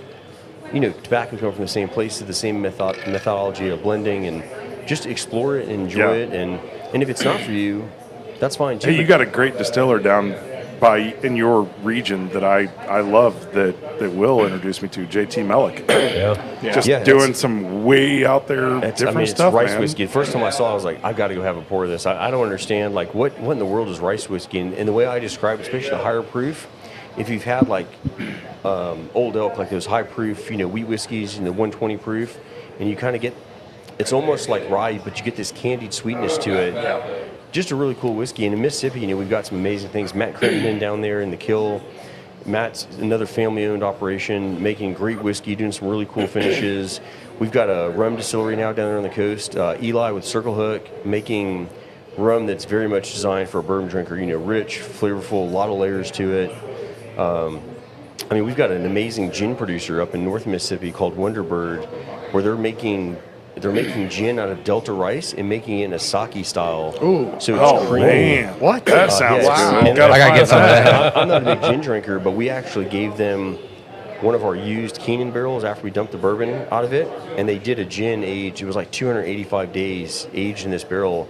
And I tasted them like, man, I get the fruit from the Cabernet. I get the richness from the bourbon. This is amazing. I might need So some of there's- that Masano That's olive what I was oil gonna say. shipped to me from Mississippi. There's so many fun things out there from different states, and I love to go visit places and try things, and like I've gotten to enjoy several of Drew's things here from Circle City on this trip, and I had an amazing Syrah cast finish that he did. Yeah. Oh yeah. The last day or two, and there's just so much out there to explore. It's just finding people that you trust and your palate aligns with them, whether it's somebody picking single barrels like Ray or Alex. Just enjoy it. That's all So I can say is enjoy the journey. are we getting a Gulf Coast whiskey region or spirits region? I think if you look at most states, there's some great things going on in pretty much all states out there now. And Yeah, I've noticed the Ozarks. Producers. The Ozarks now they call it Ozarks whiskey. Yeah. And there's 5 or 6 different distilleries that are kind of over in that Taking Missouri over their own little area. Yeah, and they've got their area. Yeah, out we there. had Ben Holiday there yesterday at Race too, and they did Love a great Ben Holiday. presentation. Oh man, Yeah, great single barrel we tried there Yeah. also. I mean, Yeah. I love going out when I'm traveling, and same thing, going to great stores, and I'm like, well, what do you have exciting in single barrels? This is kind of my wheelhouse, but I want to try, what are you excited about? And they're like, oh yeah, well, here's a pour or two, which turns into 8 or 9, Yeah, it does. Well, we've got our guys out there at Cedar Ridge. The Indiana Fever Yeah. bottle is Yeah, out just there released now. it. It was like Just released $48. it. Game's on now. Yeah. Yep, It's getting close yeah. here. We're down by 4 with 2:30 to left, and we got 3 free throws coming. So I'm at the side. I can't see it. Yeah. So Just like I'm looking forward to seeing what cigar you guys recommend next, we're going to sit here and smoke in a few Yeah. minutes, right? Oh, yeah. It's part of the fun of traveling, and It is. again, finding something different, finding something that you guys are excited about, and they're like, hey, if you've never had this, I think you'd enjoy it, and Yeah. let's just sit and light it Yeah. up and Yeah. have another That's pour. right. Yeah. good stuff. All right, that's great. close it Yeah, down. let's do it. Thanks, Rob, Rob. where can they find you? Find me everywhere. Final Third Cigar. Find me on Instagram at Cocky Wolverine. Find me at Scotty D Smokes. You can find me at both the visual Spencer Lee's, and don't forget to follow the Final Third podcast. Moto Photo Will on Instagram. And for me, like I said, K-Luke Whiskey Company on Instagram, on Facebook. If you go to our website, we'll let you know we've got tastings and events, limited releases. You can see some of the press, hear what other people think, and just enjoy it. So Awesome. cheers, Yeah. guys. Love it. Cheers, Yeah, everybody. Cheers, everybody. Cheers, everyone. Thanks, guys.